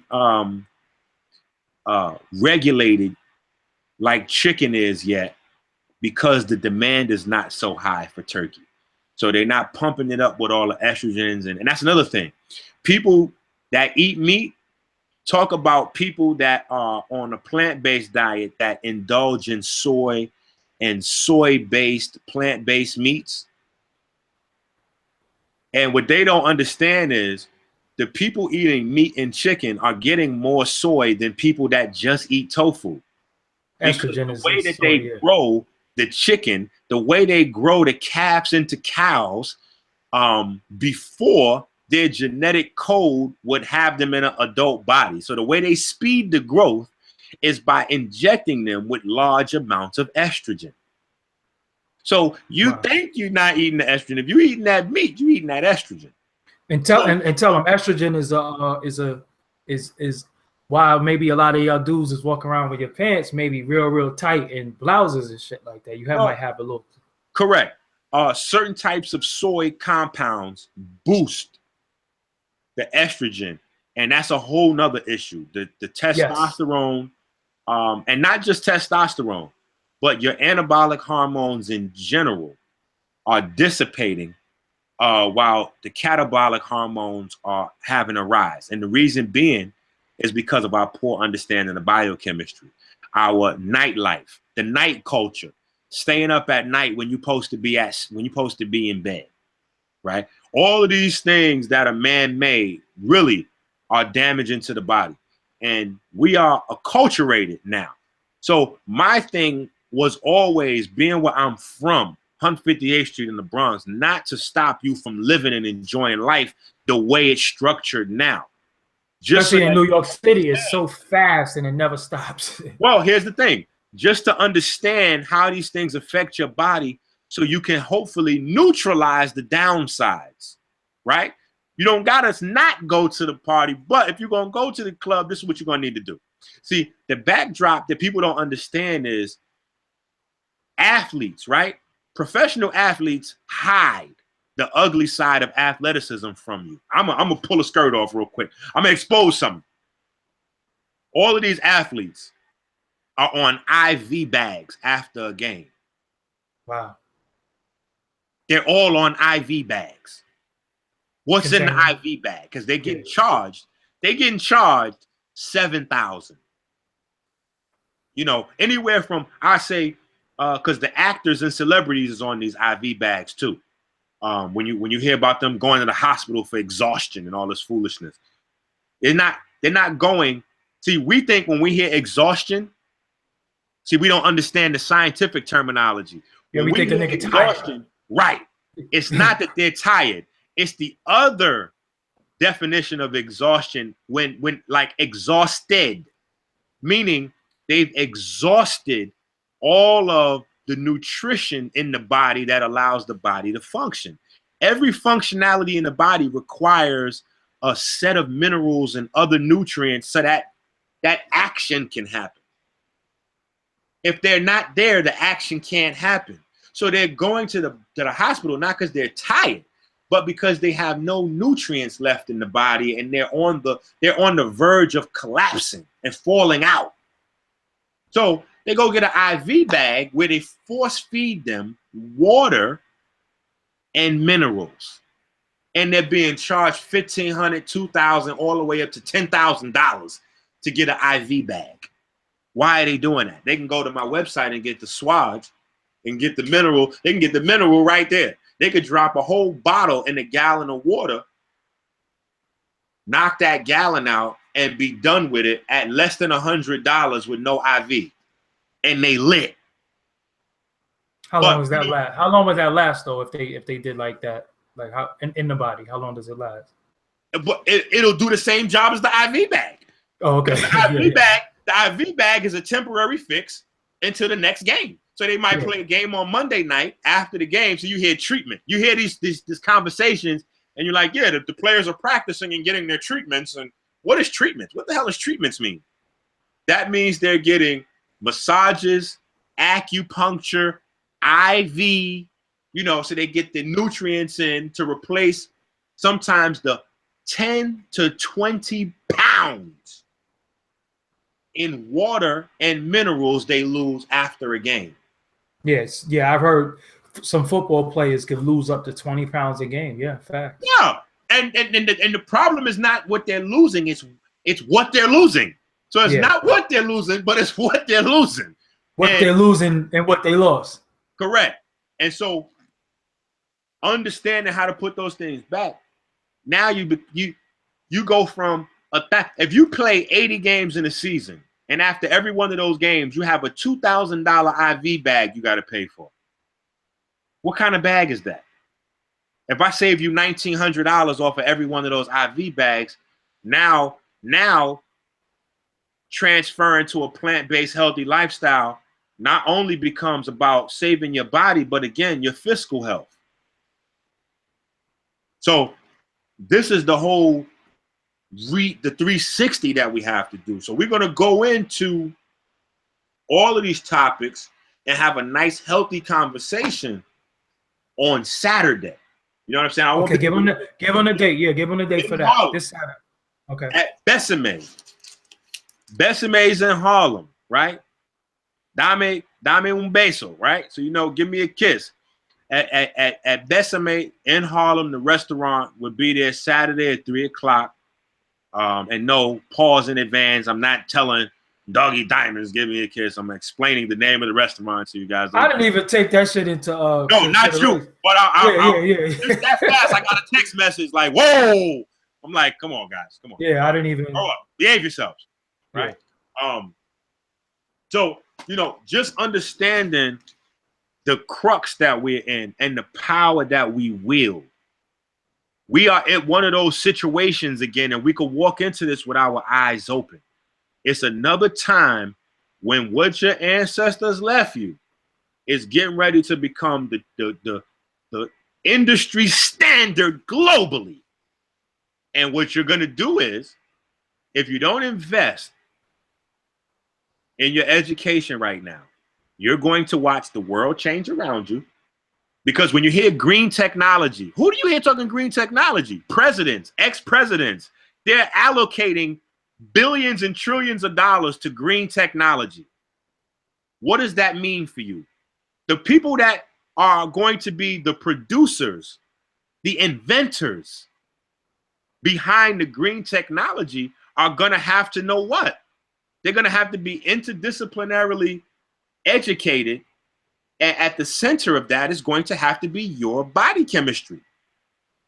That's how this works. It is people and planet friendly technology. But you can't make people and planet friendly technology until you understand the chemistry of the planet and the chemistry of your body and how the two intermingle. Because the chemistry of your planet is the chemistry of your body. right? This is why iodine and sodium are so important for your health. That is the predominant source of minerals in the ocean, your sodium iodine balance. So you can't even have an alkaline or pH conversation until you have those right. So all of these things we got to get right. You know what I'm saying? in the book. Also in the book. Oh, of course. In the book, we go through all that. We go Okay. we go through all So the book, they could get the book again where? livingbiochemistry.com. You can enroll in the course, or you can get the book. You can get the detox, and when I say detox, this is what I want to also get this in while we're here.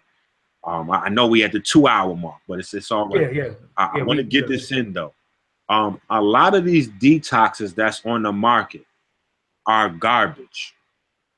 They're not really detox. They're bowel movers. They fucking. There's a difference, because when you deal with detox, your body has 600 plus enzymes that have to be built and activated in order for your body's natural systems to detoxify itself. That's what a true detoxification is. A true detoxification produces doo-doo. It doesn't push doo-doo out, right? It gets rid of all of the gunk in the cells and the outer cellular environment, so to speak, and that's done by the natural enzymes that your body has. The problem is those enzymes are not being produced because we don't have the raw nutrition required for your body to build them. Then we don't have the minerals required to build the enzymes, or to activate these enzymes once they're built. So a real detox works at that level. And in order for that to even take place, you have to shut down the body's inflammatory system, because your body has two systems. You have your antioxidant system, which is your body's natural, quote unquote, detoxification system. And then you have your oxidation system, all right, which is your body's sanitary system, not the immune system. See, this is a portion of the health research that I completely pioneered alone. I was the lone voice when I sounded insane telling people that white blood cells are not a part of your immune system. They're not. White blood cells are a part of your sanitary system. White blood cells are there to help clean the body of different things, right? Dead matter. But they're not there to stop bacteria or viruses. They're not there for that. If they're hungry, they're cannibals. They'll eat some, but you can't find any viruses or bacteria or cold. You can't even find a common cold that the white blood cells can stop. They don't stop anything, right? And what they do is they release hydrogen peroxide all over the body as a part of your body's oxidative system. Now, in small, minute blasts, that helps to keep the body free of residues and debris. But when out of control, it puts oxidative stress on the tissues of the body, causes the mucous membrane's protective layer called the glycocalyx to shed. When that happens, the candida that inhabit the mucous membrane go from a yeast form into a fungal form, and you have the groundwork for autoimmune disease, cancers, tumors, fibroids, etc., to be produced from that environment. So a true detox, like the one you have at EnQi'sDetox.com, EnQi'sDetox.com, stops the inflammatory process, down regulates the oxidative systems in the body, improves the body's stores that replenish the keep one molecule, that replenish the body's preliminary defense mechanisms, and puts in all of the ingredients your body needs to construct those protective enzymes, as well as the mineral catalysts required to activate them and send them to work in your body. It's not just about giving somebody a whole bunch of senna or cascara sagrara to force a bowel movement. Psyllium husk and shit. Right. And the people that are constipated are always dehydrated. And when you put those hard, astringent herbs in somebody's body, makes it worse. Correct, because they now pull fluid from the cells and from the cellular environment into the colon to flush the herbs out. To flush out the herbs. Your body's looking to get rid of the crazy herbs you just put in it. Now, though, you think you having a bowel movement and you wavy because you got the quote unquote detox. And so you wind up more dehydrated than before you started. Now, it's a mind fuck as well. Excuse my language, family at home, because now you get programmed into thinking that that was a good detox. So after the detox is finished, you go back to being constipated, not having bowel movements. After that goes on for a little while, what do? You say, you know what? I need to have me a good bowel movement. I'm backed up. You go back and get that detox because you know it takes bowel movements. And over time on that rat wheel, that little mouse, that little hamster wheel, boom, you're becoming more dehydrated and more dehydrated. Your body's becoming more nutrient deficient. So when you get my detox, it's centered around hydrogen and nutrient replacement. That's the key. And then we put the herbs in to deal with hormone balancement, anabolic hormones, the key things to build those things up and all that kind of good stuff. So all that to say, you know, I want people to understand the difference between a real detox. Because if you, this is why we're not getting global respect as holistic healers, because we talk stuff that's not scientifically sound. So when you tell somebody that understands physiology and they understand biochemistry that you're taking an herbal detox and they laugh at you, you think and you look at them like, oh yeah, you part of the Western establishment. You just a part of the pharmaceutical industry. So you trying to no.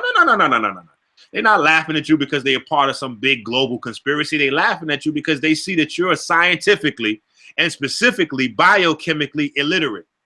And there's no such thing as a detox if you're not addressing the body's natural systems in terms of quelling inflammatory processes, flushing cytokines, flushing debris from the body, reducing or activating through the proper ratios of omegas, the inflammatory, you know, the whole endocrine inflammatory system, building up or supplying the raw nutrition to build up the enzymes and the minerals to catalyze them and that kind. If you're not having that conversation, they know you're just getting beat out of your 40, 50, 60, $80. Yeah, so most detoxes ain't nothing but a laxative.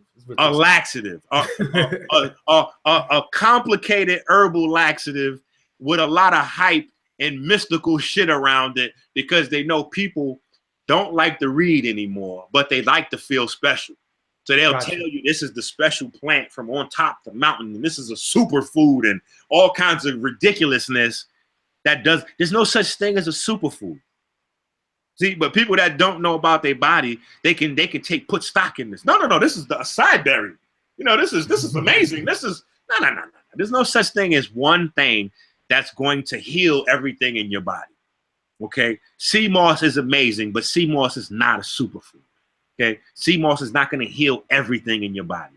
Kale's not going to heal everything in your body.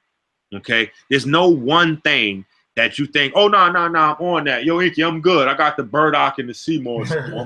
I'm good. I'm on that kale and that burdock. You know, I got the bladderwracks. I'm good. No. So you saying everybody who take things should be like a what do they call it in medicine? They call it a cocktail. You should take a cocktail of various things depending on what you need. Because how do you know if you need something or you don't need something? Boom. So again, so the thing is not to start compounding stuff, right? As I don't want people that don't know anything about their body to go from taking one thing that they don't know if they need or not to mixing it and taking 10 things they don't know if they need or not. Gotcha. What I'm saying is the key is to invest in the educational process so that you understand what's going on. So you don't Gotcha. have to like Minister EnQi because he wears urban fashion and gold teeth, and sometimes he curses and he talks brash. You don't have to invest in my personality. I'm not saying that, because when we don't know the science, we're stuck in judging what a person is saying by judging the person. Facts. If you don't like the messenger, you don't like the message. Right. Because we can't determine what's fact or fiction because we don't know. Yeah, because we caught up. Nowadays, we are personality worshipers. So Correct. we don't like the personality. Correct.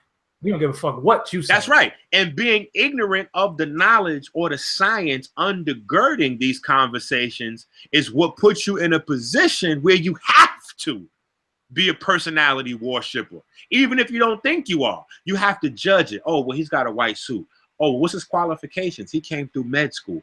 Oh, well, let me judge that. Let me judge that. You're trying to use all these existential keys to get a bead on whether what he's saying is accurate or not, because you don't know how your body works. You know, it's funny. I find that you will have people who question you. They'll question, Dr. Umar. They'll question, a lot of our people. I'm not saying y'all right or y'all wrong, but they question you. What is your qualifications to speak like this? But they put Dr. Oz on TV and Dr. Phil, and the fact that they have doctor in front of their name automatically makes them a doctor, and it's accepted. But when it comes to our people want to know who the fuck authorized you to speak on this matter. But I say, who authorized Dr. Phil, who authorized Dr. Oz, Dr. Ruth, Maury, Steve Wilkos, Jerry Springer, and these are people who have lived off of our backs and our culture in so-called healing and teaching us, and nobody questions them because we had a conversation why they don't get questioned yesterday, but when it comes to us and we say certain things, and I'm not always right, you're not always right, we're still learning, and that's the thing. But many of us do the research, and we read and we study and we cross-reference, and because a lot of things, like if you don't agree with something EnQi is saying, well, then he gave you terms, he gave you places to go, then you can go look it up for yourself. Correct. And dispel what he's saying and prove it wrong. I seen Minister EnQi and Ali Muhammad go at it. You know what I'm saying? Like, and that's good, because you have some people who like Ali Muhammad. You got some people who like EnQi. It has nothing to do with what they're saying. They just like them or dislike them for whatever reason. So it becomes, well, I like the Giants over the Cowboys, and I don't care if the quarterback sucks or not. I just like the team, so. And this conversation to me is light years more. This is life or death that we're talking about. So that's why I'm saying the only way to remove that conversation, that blinder, that inability to be able to determine your own future is by investing in the education yourself. And the craziest thing was, and Hawk from Black and Nobel could tell you this. When I started, that's the homie right there. Yeah, when I started doing my classes up there, right? This was the craziest weird thing that started to happen. We had less John Q. Public coming to my class and more med students coming because of their schooling. They understood what I was saying. So they're looking at me saying, yo, I can't believe I could walk in here and get this for $5. We used to charge like a $5 donation at the door. They like, yo, you know what you just gave me in 2 hours? That was like my first semester condensed down into 2 hours and much more easily and understandable. I paid like $80,000 for that conversation. You just letting people walk in the door to file a donation. So we had all of the pre-med, all the medical students coming down from Temple, coming down from the hospital. I had doctors before long sitting in the class. Meanwhile, John Q. Public is still saying, yo, EnQi pseudo, he said don't drink milk. EnQi pseudo, he said white blood cells not a part of your immune system. I hate that nigga. Meanwhile, the doctors are sitting in my class like, oh my goodness. I'm sorry. EnQi, could you run that back again? I didn't get the last piece. And they're taking it, and because they have the vantage point. When our people go to hospitals to get help, I'm one to go to. I tell people all the time, hospitals not the problem. I go to hospitals if I need to. If I have to take my children to a hospital, I can take my children, but I can navigate in the hospital differently than you can, because I can have a conversation with the doctor that you can't. I understand doctorese. I understand that language that they're talking. I understand how to read my own charts. I know how to do that. So I don't have blinders on in the hospital. You have blinders on. Doctors don't even want to waste their time explaining to you what they need to, because they'd have to give you a vocabulary lesson first. So they just write you a script. Here's the drugs. Go take that and get out of here. Whereas for me, I can be like, oh, okay. So what you're saying is this and this and this. Oh, okay. I know how to raise that. And then I'm interdisciplinarily trained, so I know what they're saying, and I know how to translate that into a natural paradigm and say, oh, okay. So this is happening, that's happening. Oh, okay, that's low. This. Oh, I needed to add this, take this, and oh, where did I get that from? Let me take this and flush that out. Like people ask me about vaccines. If you live in a state where you can't get an exemption for vaccines, then you have to understand chemical relationships, how to flush those out. If you are living in a place where you are constantly dealing with planes flying over and crop dusting and all that kind of stuff, you have to understand what's being sprayed over you and how to neutralize that out your system, right? All that is biochemistry. Because you don't know it, you're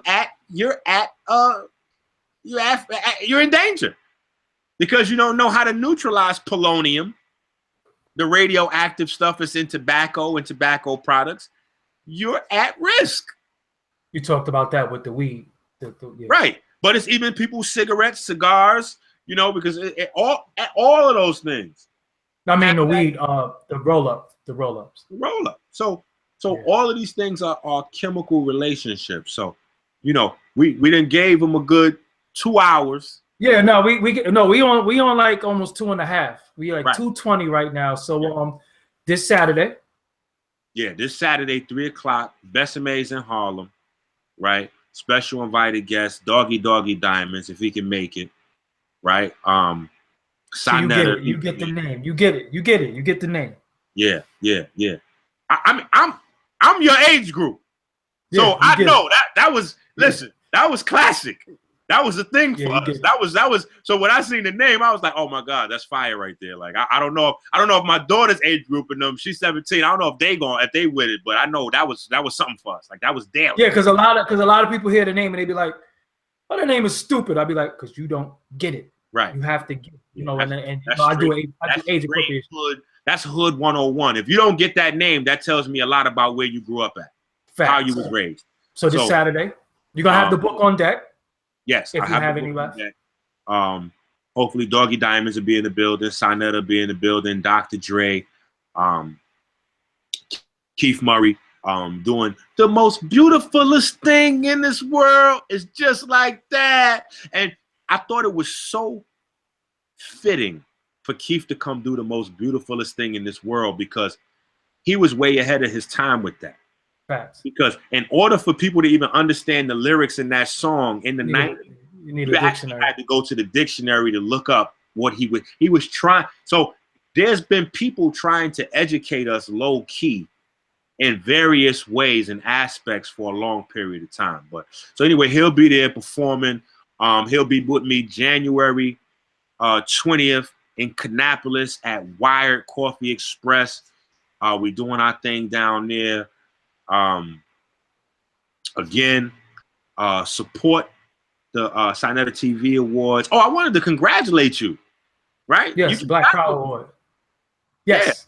Yeah. Yes. Broadcast media. Yes. Yes, that's right. You just got an award for doing your thing.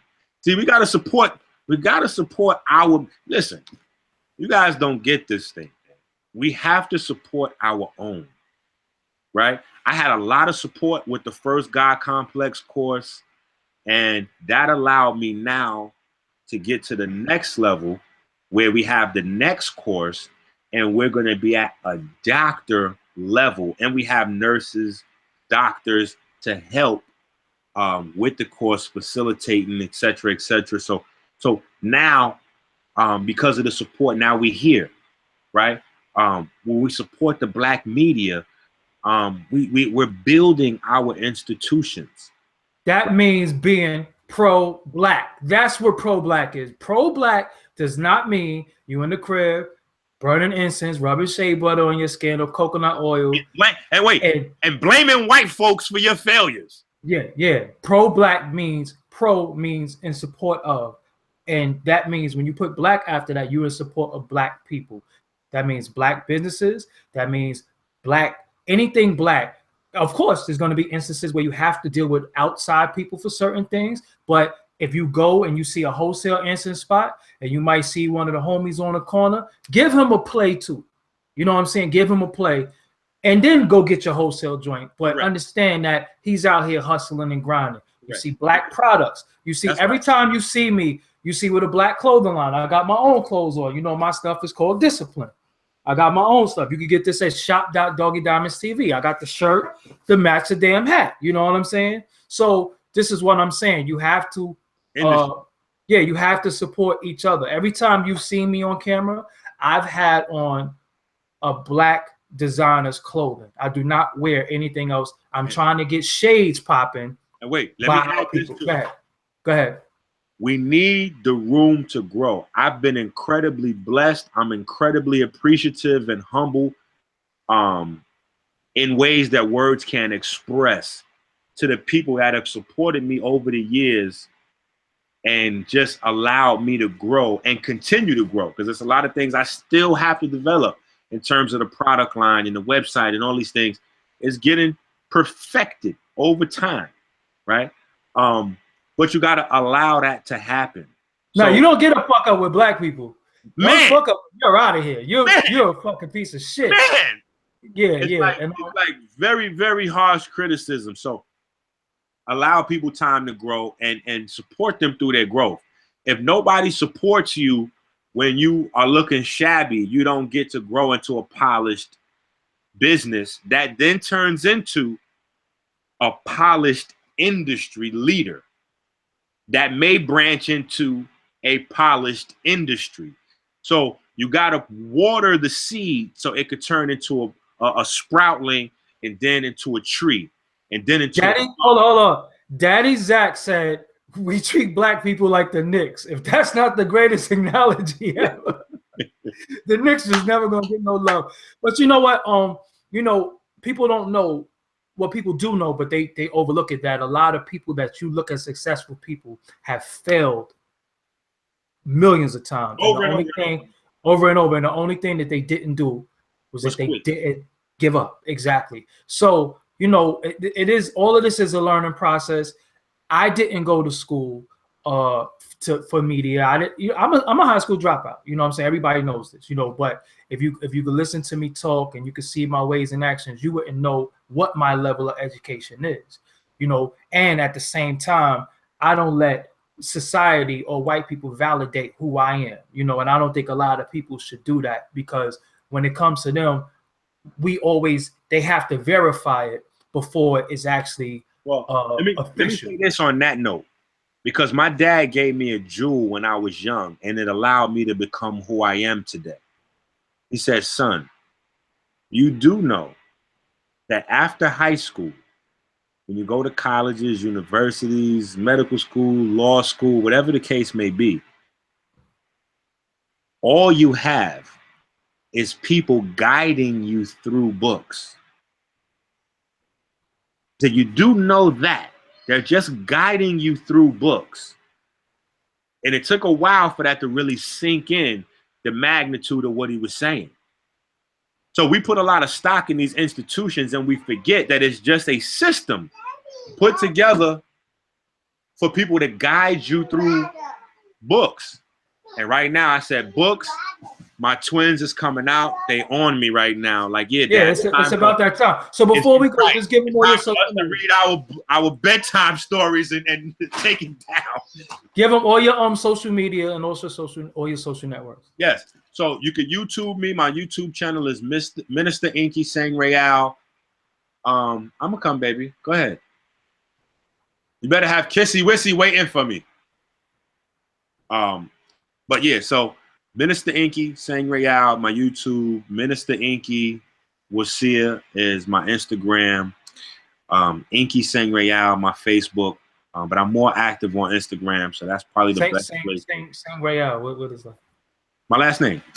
Okay, all right. Because you know, sometimes you gotta ask dudes because that should be like, no, what it is, it's the metaphysical Sam from Kemet. You know, you gotta ask dudes because motherfuckers always got some crazy. No, listen, let me tell you, it's a lot of simple things that separate me from a lot of people, and I get a lot of bad rep based on friends or friendships that I've had, and people have had bad experience with some people, and they've seen me with those people. And so they dislike them and dislike me afterwards. But there's a lot of small things that separate me from these different personalities. A lot of these guys have felonies, and they're in the conscious community because they don't have anywhere else to go. That's not me. I left an $80,000 a year job to walk over here with a nice resume, no felonies on my record. I do this because I love this. It's my calling in life. It's a difference. That's why you don't see me doing health on Monday, economics on Tuesday, family counseling on Wednesday, nation building on Thursday. I don't do that. This is what I love. This is what you can go to any time period. I'm the science health guy, period. That's what I do, right? I stay in my lane. Also, the name that I tell people is my name is actually my name. So if I pull out my state ID, it's on it. It's not like you're going to meet me and I'm going to say Allah, Ink, Seneb, Ja, you know, all this crazy foolishness. And then you might see me in a compromising situation where you got to look at my ID. And then it's like Melvin. Derek Jenkins and shit. Derek Jenkins. Right. No. Or Leroy. Leroy is only, you know, that's a black man named Leroy. EnQi Sang Real is on my state ID. It's on my. Actually, EnQi. That's crazy. You know what I'm saying? So I went through the process of actually having my nationality and all that. I went through all that process. So everything with me is legitimate. What you see is what you get. I'm not like, I don't have children that I see once a year and then take 20 pictures and then put it on Instagram as if we hanging out every day. Like I'm full time with this. You know what I'm saying? Like this is all 10? Who I am. 10? All 10? 6 live with me. But wow. But you know, I'm a full-time dad. Like I don't just post vegan. Like I don't go to Whole Food, make a quick video, and then later on you see me eating meat, seafood, and drinking, you know, vodkas and Cavassiers. Like that's like where the bitches at. right. Yo, listen, I done been to lectures, yo, with dudes got up. I done seen lectures where dudes was like, yo, the black woman is God. And after that, dudes like, yo, where the hoes at? Right. I'm like, yo. But listen, but even in that conversation, I'm one of the guys that was arguing against the black woman is God concept. If anything, I say the man, woman, and child needs to be elevated. We got to get to the family unit. Yeah. Putting the woman before the man and child is the same as putting the man before the woman, the same before putting the child before the parents, is still outside of a family unit. The family unit is perpetuated. Yeah. That's right. That's what has to be. You don't went from misogyny to the other word for right. Whatever that is. One extreme to the next for balance. That's not how you do it. But I'm still the same guy that was the first guy to go on the road with a sister. So while these guys were talking about the black woman is God, but you only see them in videos teaching, I was like, come on, Abundance, let's go on the road and show them what this looks like. I'll open for you. You're the closer. You're the feature. Let's do this black love tour. Like, let's show folks what this looks like when you actually elevate women. You know what I'm saying? And now from that point, you know, I think she's doing heavy. I know she's doing heavy six figures in her business right now. So a lot of people don't see her all over media, but that's because she's too busy actually doing the work and then being able to translate a profitable business into charity work for the community, right? So it's about living the ideology. So I'm cool with the people that just talk shit and don't really live it, because I understand that's a part of growth, acquiring the knowledge. And you don't and one of the biggest things for sale with Black people is hope. That shit always gonna be for sale. Right. So it's and cool. look, it's the LL Cool J syndrome of consciousness. Look, listen, you off the chain. You off the chain. It's true though. Look, you cater to the chicks, they're gonna come out and they're gonna support you, and you could be 100% full of shit. You know what I'm saying? Straight up and down. But yo, EnQi, I want to thank you. I be seeing guys. I be seeing guys getting drunk on the video, talking about they're moving their body into a higher state of consciousness and vibration. I never saw that. How are we getting drunk having that conversation? And then it's crazy that people would buy that. I'm like, see, this is where biochemistry comes into play. Because if you will understand the vibration that alcohol puts you in, you would know that you can't do both at the same time. And that's different than some of our ancient traditions where they might have used liquor to open a ceremony or consecrate, or, you know, that's a whole nother program than sitting there knocking off a whole bottle of wine and whoop, whoop, whoop, whoop, whoop. So I know it's time to close out. Yeah, but I do want to say this before I go. Thank you to everybody who tuned in. Next time we're gonna do this again with EnQi. This is the first of many bills we're gonna have, but this was emergency because he has an event coming up this Saturday in Harlem, and then he also has the book out. So make sure you get that. Rewind the video if you just coming in right now. I also want to say I have put a challenge out to the people out there, a 7-day challenge. If you cannot go 7 days without getting high, and that means smoking cigarettes, smoking weed, drinking liquor, you are a fucking addict. And you cannot laugh at crackheads, you cannot laugh at dope fiends, you cannot laugh at any. You are the same person. So I want you to at least go 7 days. You can't go 72 hours. Yeah, that's why I was laughing at the challenge. I was like, yo, that's a lofty one. No, we're gonna give them 7, because I know straight up and down, I haven't drank a sip of soda in almost 2.5 years. I haven't drank liquor in 15 years. Wait, let me give you some biochemistry on it, right? And this is how you know if you're an addict or not, right? This is how you know if your substance abuse has crippled your body's natural function. Go. All you got to do is not have, and this is the biggest one, so we'll just leave it with weed. All you got to do, but it applies to liquor as well. All you got to do is see if you can go 1 day. Because if you didn't have no weed all day, if you didn't have no cigarettes all day, if you didn't have no liquor all day, and you can't sleep, so now you have to take cough syrup or NyQuil to go to bed, that's letting you know right there in less than 24 hours that your body is physically addicted to the substances to regulate itself. If you cannot eat before you get high or drunk or smoke cigarettes, your body is crippled. Or if you irritable as shit. Oh, well, that's grand opening, grand close. Yeah, because motherfuckers be mad. Yo, I need to smoke. Fuck you. Daddy, I didn't fuck that book. I ain't coming to read to nobody. The weed man ain't picking up. So, you know. But EnQi, definitely thank you for coming on, building with me. Like I said, he has a website out there. He has a book out there. Anybody who's interested, go on the website, go pick up the book, get the detox. Saturday, he will be in Harlem.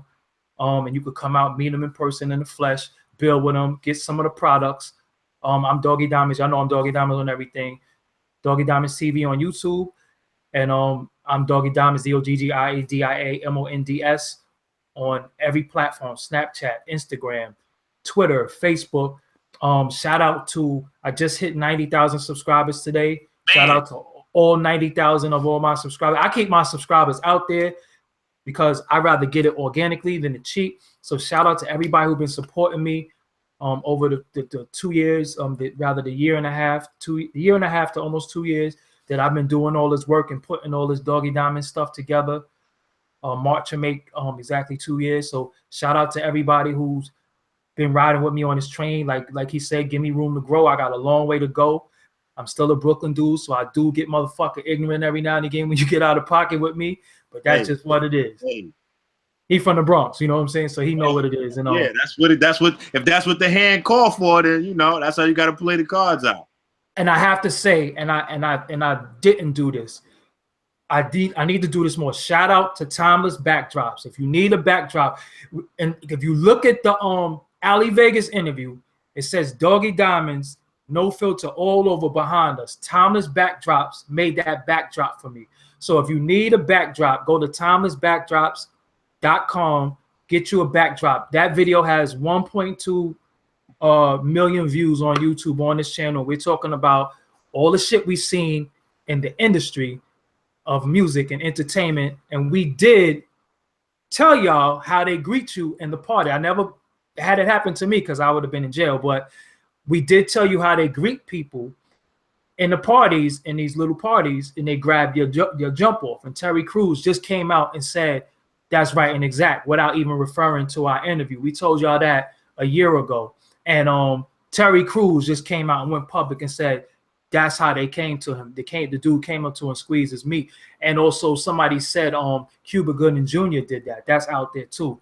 So shout out to Timeless Backdrops. timelessbackdrops.com. You see the Sonetta backdrop. You see the Baba TV backdrop. No, wait a minute. Hold on. That was masterful how you just went from a backdrop to somebody grabbing somebody Johnson and then back to the backdrops. That was masterful. I do listen. I do this when it comes to this. When it comes to this talking, I do this. You know what I'm saying? Because I like, you know, what the dope thing about what we're doing. The dope thing about what we do in EnQi is that we do have a community of people who like to chip in and like to help. So Thomas Backdrops came in. He said, yo, you need a backdrop. He came in, did his thing for me. You know what I'm saying? And I have other people that's working. Shout out to Robin Hood Films. That's the two brothers Robin Hood Productions. That's the two brothers who film everything for me. So it is a conglomerate. You see Doggie Diamonds. I am an individual, but I do have people behind me that help me, and it's all black people, and they want to see me win because they know when I win, we win, because I do this for us as a people. So I just showed y'all a picture of me losing over 117 pounds. You know what I'm saying? So we're having talks about health and eating correctly because we are a living testament to what we're talking about. I can't be sitting here talking to you about eating healthy and I'm fucking 400 pounds eating a pork chop sandwich when goddamn pork chop grease running down my arm, or even eating you know, apple cider vinegar. I knew that shit was bullshit. You know what I'm saying? I knew it was bullshit, but you know, I have to tell people certain things. So hopefully you were educated some way out of this video. If you don't understand something, rewind the video. If you don't understand something, cross-reference. Go do some research for yourself. Hey, let me tell you what my brother architect said. He said, listen, and I thought about this watching your video. See, this is him telling me. He said, yo, you have to tell your people when they're watching your videos, the moment you say a word they don't understand, stop the video, go look it up. Facts. Because just not knowing a word will change the understanding or create lack of understanding, and they'll miss the entire point that you're trying to deliver because they don't know what some of the words mean. And understanding is the best part, right? That's right. And you're at home, you're in the comfort of your own house. It's not like we're challenging your intellect by saying, look up the words. Nobody knows how many words you didn't know or you did know, whatever. You're at home in your drawers probably watching the video. Yeah. Right. But we're just saying for your own understanding, so you can get the most out of these videos and lectures and discussions that you see. Look these and stop being afraid of words. Words are a good thing. Me personally, I like profanity. I just like it. You know what I'm saying? It really helps me. You know, like I said, I'm a Brooklyn dude. Sometimes I'm getting rid of profanity for 2018 because I was raised in an environment And see, I understand the public perception of profanity. The public perception of profanity is you use profanity when you don't have the adequate vocabulary to articulate Malcolm your said that. feelings and Malcolm your X thoughts. said that. Malcolm X said that. And that's Right. why black so people now running with that. Right. And so now that's become the popular mantra. Yeah. Well, I don't speak Some speak a certain way. Wait, no, hold on. Go ahead. Some of us, like me, were just raised in a profanity-rich environment where your vocabulary meant nothing. You still, like, I had an aunt who every sentence, half of the words was, I don't even want to do it to y'all right now. It's just too crazy. But half of the words was cuss words. Yeah. And this is somebody with a master's degree. Like, it wasn't about adding or replacing or a lack of having a vocabulary strong enough to properly describe. No, it was just, that's just a part of the fabric of the culture.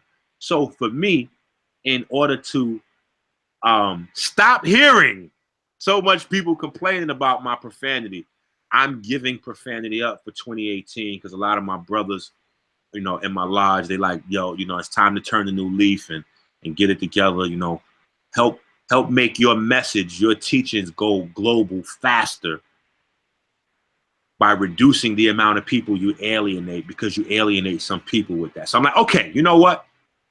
In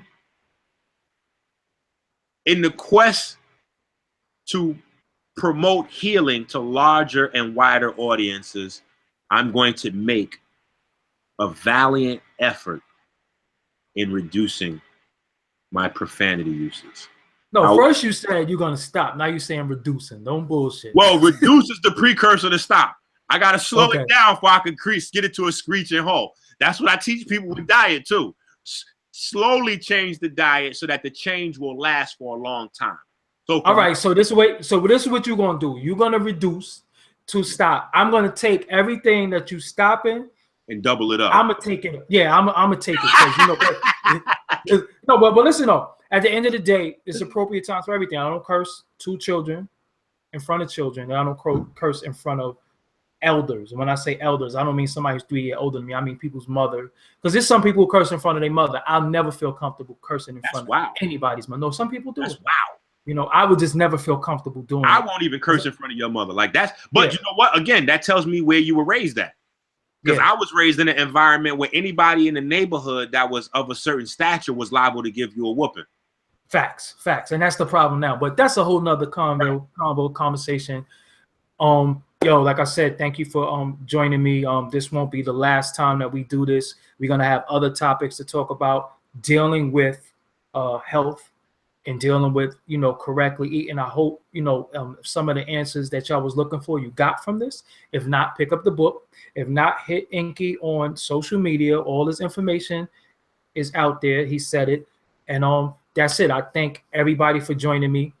Next time we could do a Q&A. I seen some crazy stuff going on in the chat room.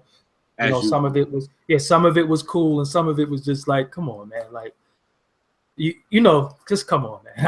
I don't get it. You know what I'm saying? I don't get it. You know, but it is what it is. So EnQi, we gonna build later on.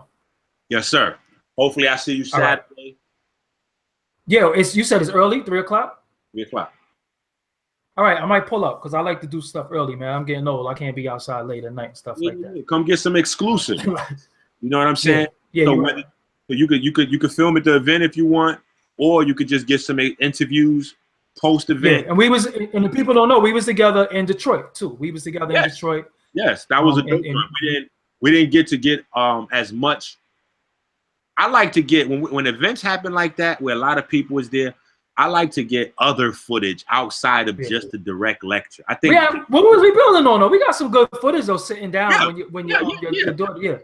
Your son. That was your son. No, my daughter. His son is your son is a. We're gonna talk about that. His son is a genius already. So that's dope. You know what I'm saying? And the reason why I'm saying that is that you have a lot of intelligent fathers and not smart children. I don't want to call the children stupid or nothing like that, but you have a lot of children who translating. It's not, you know what I'm saying? And his son was on point, you know, with a few things. He questions his son, and that's dope. So That's what it is, EnQi. We're going to build later on. To the chat room, I thank y'all for all y'all support.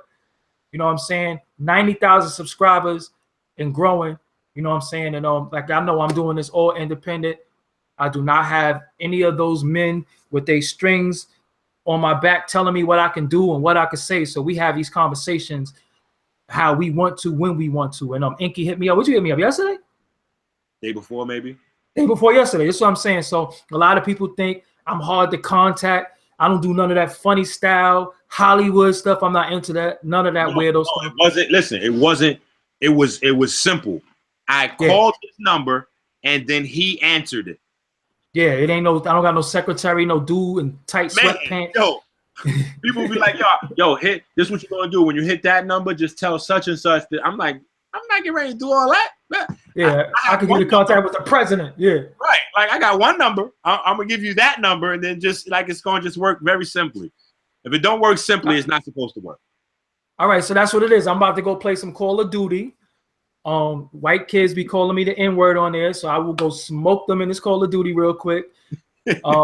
My screen name is War927. If you want to join me on Xbox One, War927. I'm going to play some Call of Duty. EnQi, we're going to build later on. If I don't speak to you before Saturday, I should see you Saturday. If not, we in direct contact. Yeah, let's do this again. So EnQi, to the chat room. Peace. Peace.